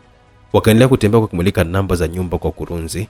Kulikuwa na kibao cha namba mbele ya kila nyumba, hivyo ilikuwa rahisi kuipata nyumba waliokuwa wakielekea. Nyumba waliokuwa wanakwenda ilikuwa inawaka taa. Katika mtaa ule nyumba chache zilizokuwa zinawaka taa. Matayo alisogea getini akagonga mara 2 alafu akasubiri kama kuna mtu atajibu. Inawezekana amelala, Dr. Adam alisema. Matayo aligonga tena mara 2, mara akasikia hatua za mtu akielekea getini. Dirisha dogo likali limefunguliwa getini. Mtu mmoja akachungulia. Unahitaji nini? Aliuliza kwa lugha ya Ubombwe. Matayo akamgeukia Dr. Adam. Anasemaje? Anauliza tunahitaji nini? Mwambie sisi ni wageni wa Zinzwa. Dr. Adam alimweleza yule mlinzi kwamba wao ni wageni wa Zinzwa. Mbona hakuna taarifa kama kuna wageni watakuja usiku? Dr. Adam alimwambia Matayo alichokisema yule mlinzi. Mtume amwambie mwajili wake kama Matayo yuko getini. Bosi hapendi kusumbuliwa usiku wakati amepumzika. Njoni asubuhi. Matayo alionyesha kukasirishwa sana na jibu lile. Dr. Adam akamfanyia ishara aseme chochote kile. Alichukua pochi yake akachomoa noti 2, akazipenyeza katika kile kidirisha huku akizungumza kwa lugha ya Ubombwe. Yule mlinzi akazipokea alafu akafungua dirisha. Watu kama hawa jeuli yao huishia katika fedha tu, alisema Dr. Adam. Yule mlinzi alizipokea kisha kafunga dirisha. Watu kama hawa jeuli yao huishia katika fedha tu, alisema Dr. Adam. Yule mlinzi alikwenda katika mlango mkuu wa kuingilia sebuleni akagonga. Alisubiri kama mlango utafunguliwa, lakini ukimya ulitanda. Aligonga mara ya 2, safari kwa nguvu zaidi. Baada ya dakika kadhaa hivi mtumishi wa ndani akafungua mlango. Sema naomba mfikishie bosi taarifa kwamba kuna wageni wake getini. Amesema anaitwa Matayo. Yule mtumishi alikwenda hadi katika mlango wa chumba cha Zinzwa akabisha hodi. Zinzwa hakuwa usingizini hivi aliposikia hodi akafungua mlango. Kuna nini Lucy? Mlinzi anasema kuna mgeni wako getini anaitwa Matayo. Matayo? Zinzwa alishtuka. Ndio. Zinzwa akatoka haraka akashuka ngazi akafungua mlango mkubwa akamkuta mlinzi akiwa bado amesimama. Samani bosi, kuna getini kuna mgeni amejitambulisha kwa jina la Matayo. Anahitaji kuonana na wewe. Umesikia vizuri kasema anaitwa Matayo? Ndio. Kuna jina jingine alitaja ila silikumbuki. Nalokumbuka ni hilo la Matayo. Yuko peke yake? Hapana, wako wawili. Zinzwa alitoka peku akapiga hatua ndefu akaelekea getini huku mlinzi akimfuata nyuma. Matayo gani huyo ambaye ananifuata usiku hapa? Matayo ninayemjua mimi ni Matayo Mulumbi ambaye hatujui alipo. Aliwaza Zinzwa huko akiwa anaongeza hatua. Alifika getini akafungua dirisha dogo akachungulia nje. Alibaki mdomo wazi kwa mshtuko aliopata. Matayo? Alinong'ona. Fungua geti haraka. Fungua geti haraka. Alimwelekeza yule mlinzi ambaye kwa haraka alifungua geti. Zinzwa alitoka kama msharaka mlukia Matayo akamkumbatia kwa nguvu. Dr. Adam alibaki akishangaa. Asante Mungu, asante Mungu. Alisema Zinzwa alipatwa na kiwewe kweli kweli. Msikilizaji, kumbe nimenogewa mpaka nimepitiliza muda wa sehemu hii hapa ya ngapi? Ya 22. Lakini sawa. Mambo bado ni mengi, muda ndio unakuwa mchache msikilizaji. Hebu tuweke nukta hapa katika sehemu ya 22. Sehemu ya 23 inapatikana YouTube channel Simulizi Mix, lakini WhatsApp unaweza kuipata sasa hivi kupitia 0677062012. Tukutane huko msikilizaji kwa burudani zaidi. Mpaka wakati huo, bye bye.